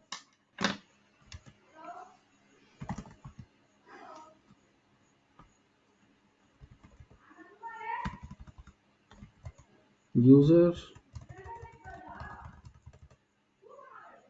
lib modules, and this is the kernel version. Okay, so how to get to know this kernel version? First of all, let's see that uname -r is going to give me the kernel version. This is the kernel version, you can see the same.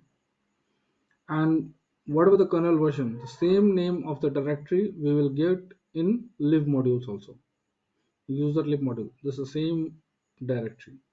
Let's say if we have two kernel version, obviously we will not run two kernel version parallelly, but right now we are running 3.10. Let's say in near future if we are running 3.11, then we will have one more directory here in lib modules 3.11 as well.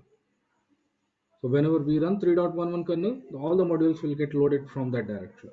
If we are running 3.10, currently we are running the 3.10, and in that case, all the modules, all the drivers used to be get loaded from here, 3.10.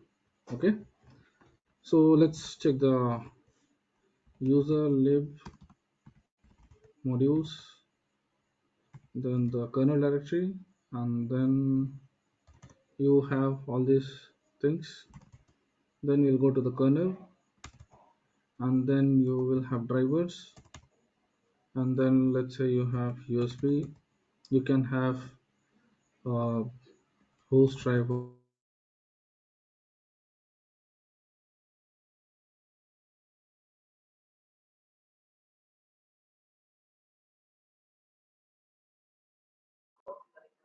You're on mute, sir.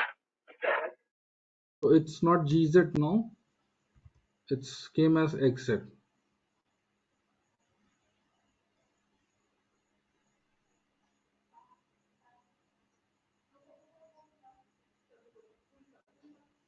So it's coming as exit, not GZ. So this is a kernel module. You can get several modules inside different folders actually. So host, you might have got in core also. There are still modules which is available. So these are all the modules which is available for you. You can use that, you can install, you can remove. Core storage us-ko.exit. So all these things are USB-storage. So let's say if you have plugged in your pen drive, so automatically this driver will kick in, USB-storage.ko. And if you remove that pen drive, your this driver will automatically get removed. And let's say you have blacklisted this driver to get loaded. You can blacklist means this driver will never get loaded even though your system is turned on. So in that case, your system will never be able to mount or will never be open your USB storage. So you will never be open your pen drive if this driver you do blacklist of this driver USB-storage. Okay, so there are two commands to insert a driver: ins mode, USB-storage. Okay, so let me go to this directory, cd user lib modules,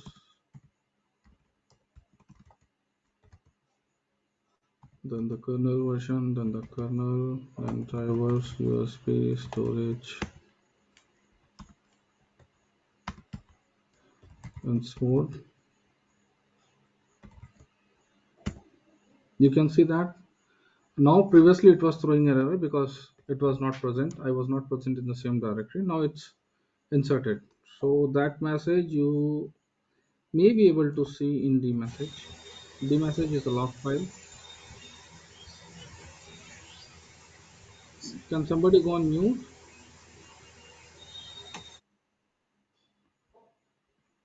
If you have something you can say. If you don't have anything, I prefer to be on mute. Everybody. If you have some That question, you sir, the blacklist section I don't understand it. Can you please tell us again? The okay, drive will I'll be come back blacklisted.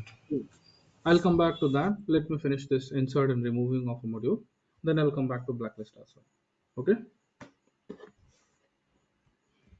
So in mode we have done, and then I'm doing dmesg to see whether any log message has thrown by this USB-storage or not. Dmesg is a log, your system log, kernel log, where it shows. Okay, you can see that USB core register new interface driver USB-storage. So as soon as we have loaded the driver, it says that yes, it has registered a new driver. Similarly, whenever you have some messages related to driver, or if you're interacting with device and something you are expecting some log messages through the device, it will get displayed in dmesg. Dmesg is another logging system which logs your messages on buffer. Okay, what is called buffer? Let's go there and understand. Then buffer, then we'll come back again to our logging system, then we'll come back, sorry, not logging system. Let's understand the buffer, then we'll come back again on our kernel modules, and after finishing the kernel modules we'll go to blacklisting. So we have a buffer, let's say, I don't remember, it's a 50 MB or how much MB it is, I don't remember. So let's say it's x MB of the buffer is there, where log will be get written. If it's flooded, it's a start once again from, sorry, let's start once again from here. So it's round buffer, it's a ring buffer, not round buffer. So dmesg is a ring buffer, so where all the logs used to get written like this, and if it gets flooded, if it's get overwritten, sorry, not overwritten, if it's get filled, what operator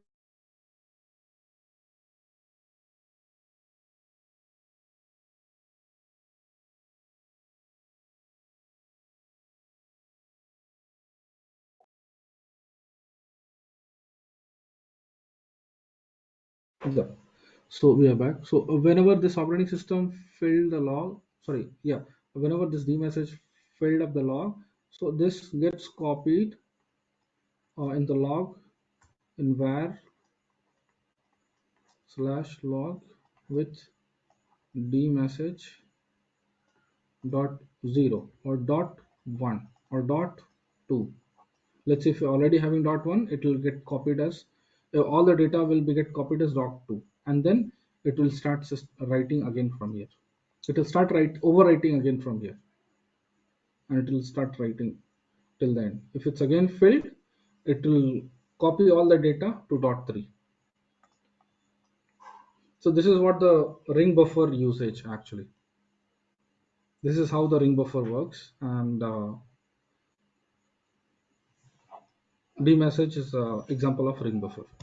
Okay, so we have seen that we have stored the driver like USB-storage. Sorry, we have registered the driver or we have installed the driver. That is one method we have used ins mode to install the driver.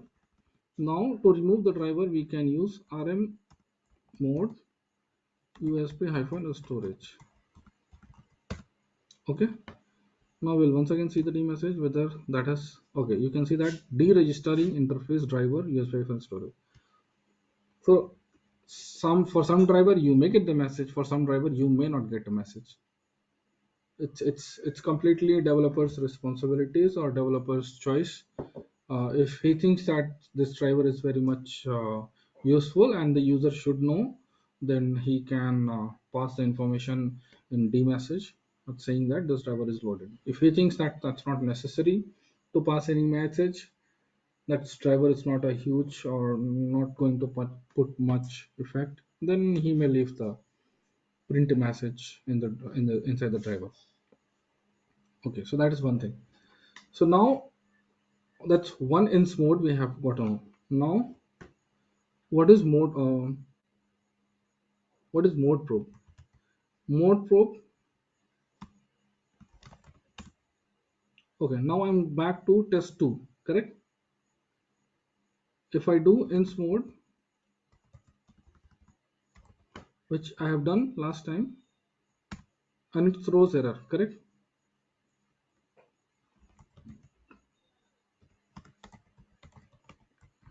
Now if I do mode probe USB-storage, you can see that it did not throw error. Ins mode is used to insert the kernel driver. Mode probe is also used to insert or load the kernel driver. Okay, let me see whether it has loaded or not. You can say that registered new driver interface USB store. So it means like driver has been loaded. And for removing the command, it's again the RM mode only. I'll tell you what is the difference. So we have seen it's a storage, it's removed. Okay, the same thing we can look at. Okay, let me insert this module, mode probe, and the another way to see the install driver is like this. LS mode, you may be able to see USB-storage, you may not be able to see. It might have gone up, so we can grip that.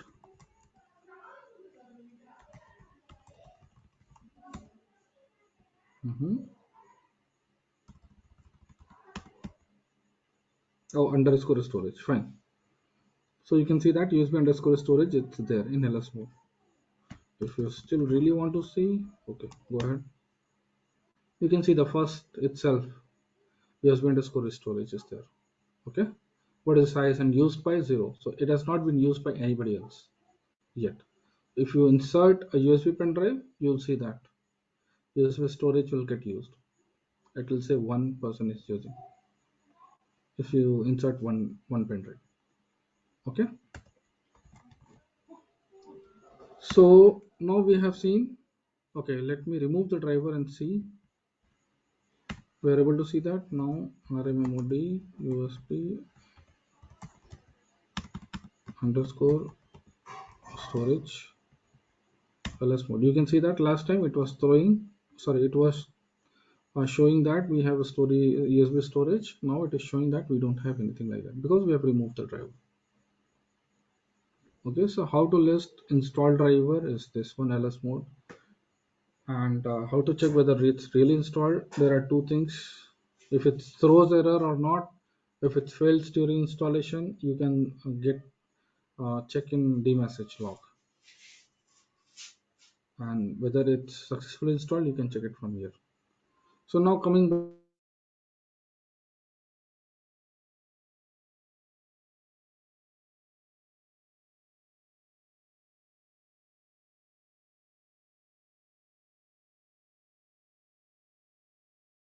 yep, so coming back to the difference between ls mode and rm mode.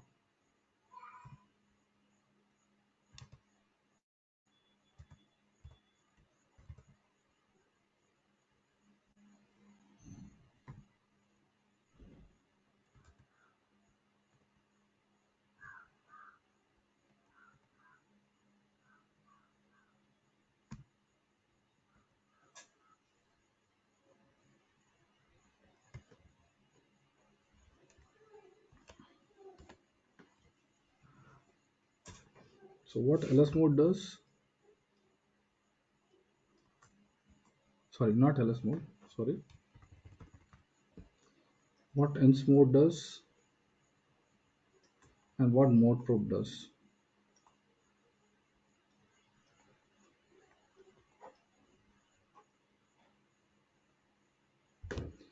Its ins mode is going to install a KO file. We need to give the exact location of KO file to ins mode. So let's say I was having a directory called /home/test/test2, and if I'm running this ins mode from here, I need to have this .ko file or ko.exec file in this test2 directory itself. I need to have this file here, then only it will execute. Okay. Now coming back to mode probe. Mode probe will do two things. First, we can execute the mode probe from anywhere. It means it's going to check the system metadata or the kernel metadata, you can say kernel metadata, and there it is trying to check whether USB-storage driver is available or not inside the directory of /user /lib/modules /your kernel version /kernel/driver, and then /storage, or sorry, USB. So inside this directory, this is available or not. It will go and check on its own. You need not to give any certain location to mode probe. If that is present, it will load the driver on its own. If that's not present, it's not going to load the driver. That's what this does. And that was a one work. Second thing, it is going to check the dependency also. Let's say this is a driver which depends on USB also, USB core. So it will check whether USB core should be present or not. It has to check. And USB core might be dependent on something else, USB host, USB master, USB host, or USB master, or it can be anything, USB-XXXX, any driver can be there. So USB core is dependent on this thing. So what mode probe does, you are trying to install this, and this in turns depends on two other modules. So USB storage is going to install all these modules one by one. So first it will install USB host, USB-XX, then it will install USB core, then it will install USB storage. So it fetches the dependency also. Mode probe is going to fetch the dependency also, and it's going to install all the modules. But in ins mode, let's say we are installing USB-storage here, driver.ko file, and it is obviously dependent on USB-core, USB-host, USB-XXX, whatever driver it is.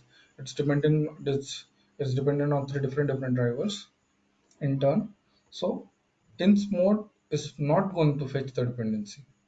It will try to install USB.q, but since this is dependent on all these three, it will fail to install. It will say that we did not found USB-core driver. USB-storage will complain that we did not found USB-host driver, and because of that, it's not going to install this driver. It will fail to install. So ins mode is not going to fetch the dependency. That's what the another thing.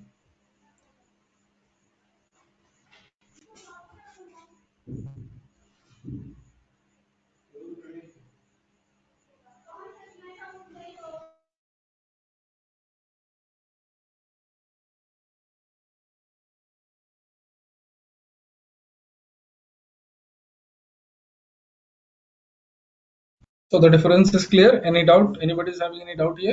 What is the difference in between ins mode and what is the difference in between mode probe? I mean, in between these two. If anybody has any doubt, you can ask me. I'll try to explain. And that is what we have seen here.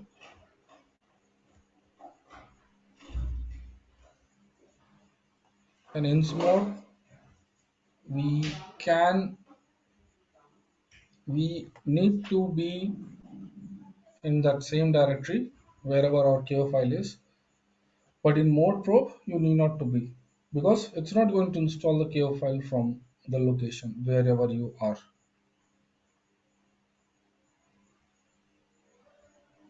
Mode probe is going to install the file from the kernel header file location. So if somebody asks you that where all the driver get placed, or where all the kernel module get placed, you are required to reply this location: /user /lib /module the kernel version, and then slash kernels and slash drivers. This whole location you need to tell, but at least you need to tell this far. Inside all the modules are there, kernel related. All the this kernel related modules all are present here in this directory. You need to tell. And how to check kernel version? Uname -r or uname -a is also a command.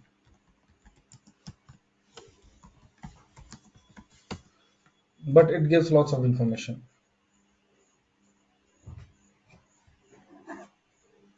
Okay. Now coming to blacklist. Blacklist is a way to blacklist a module. What is the meaning of blacklisting a module? It means like you don't want to load that particular module whenever system is booting. You don't want that driver is to be get loaded whenever your system is booting. So that you can do is etc modules.load.d there blacklist.conf we can add, then we can add any module USB hyphen storage. We can write it down, we can close it up, and then when you reboot, it is going to remove. Actually, this module is not getting loaded by default also, so that's not gonna work. I mean, that's not gonna load. So let me see here.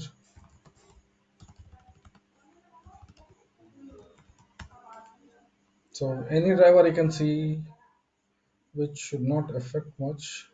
Okay, ser.io.raw. It's used by no one. Okay, ser_io underscore raw is not used by anyone.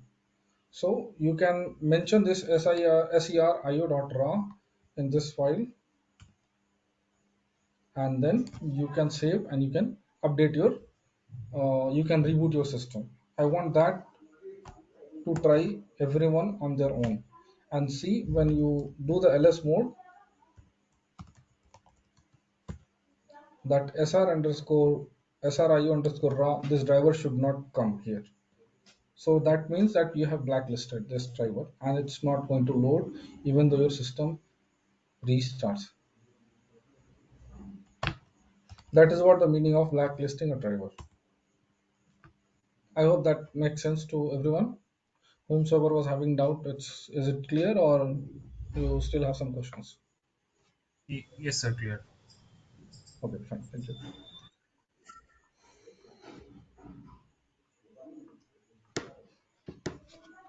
That may require, I can tell you one scenario why you require to blacklist a driver actually.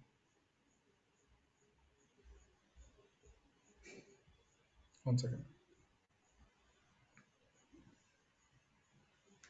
So you may require that, let's say you are having a NVIDIA graphics card in your laptop or in your desktop, and you are trying to install your kernel along with the driver, and that is what it's after booting or after installation, it's trying to load the NVIDIA driver also since it has an NVIDIA graphics card. So sometimes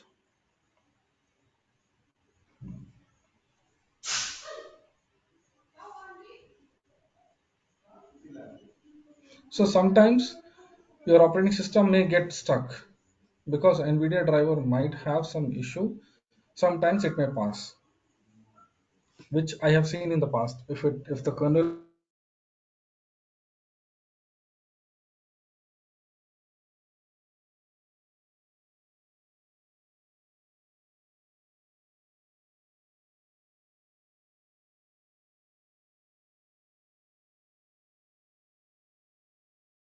sometimes it happens that because of the driver, the system may get stuck at some point of time, and which may not be able to recover. So for that, you are required to pass an argument saying that blacklist this module.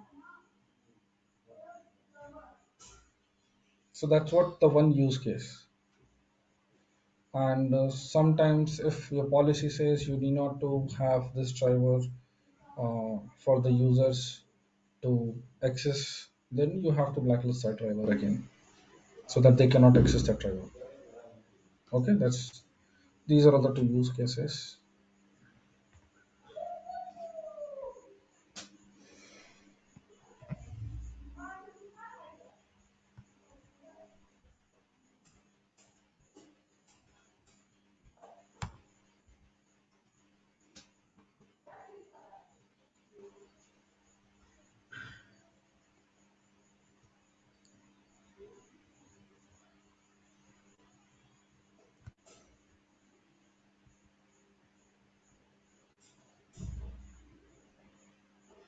I have explained swap, correct, last time or not?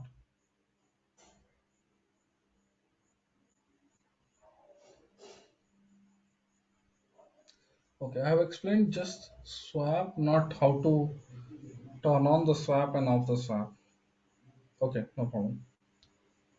So probably we will discuss this tomorrow.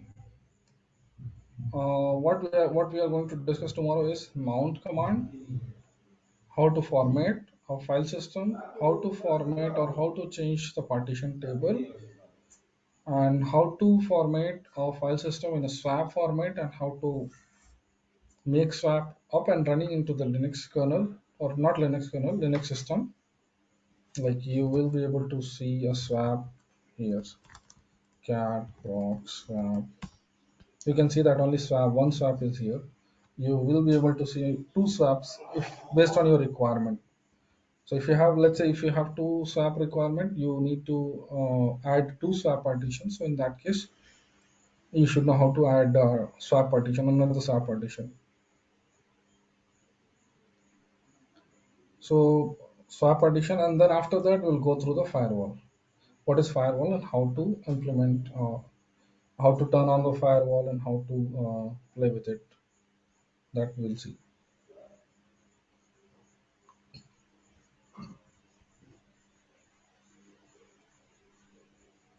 And there is one more command I wanted to explain a little bit, not much. Systemctl command is there to start and stop your process. Start. If I do have HTTP service, it will start. I can check the status.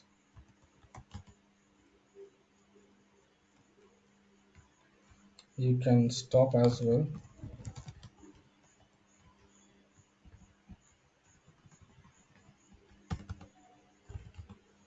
Sorry.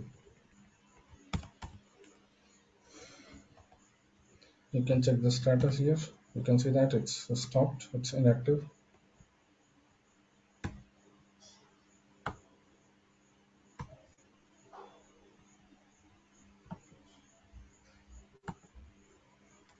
Okay, so this is systemctl command.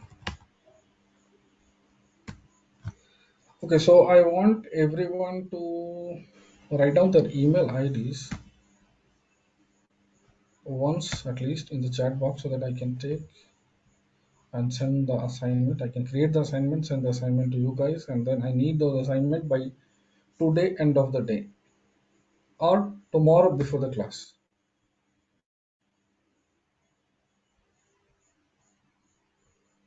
I want that is to be written on Word file and then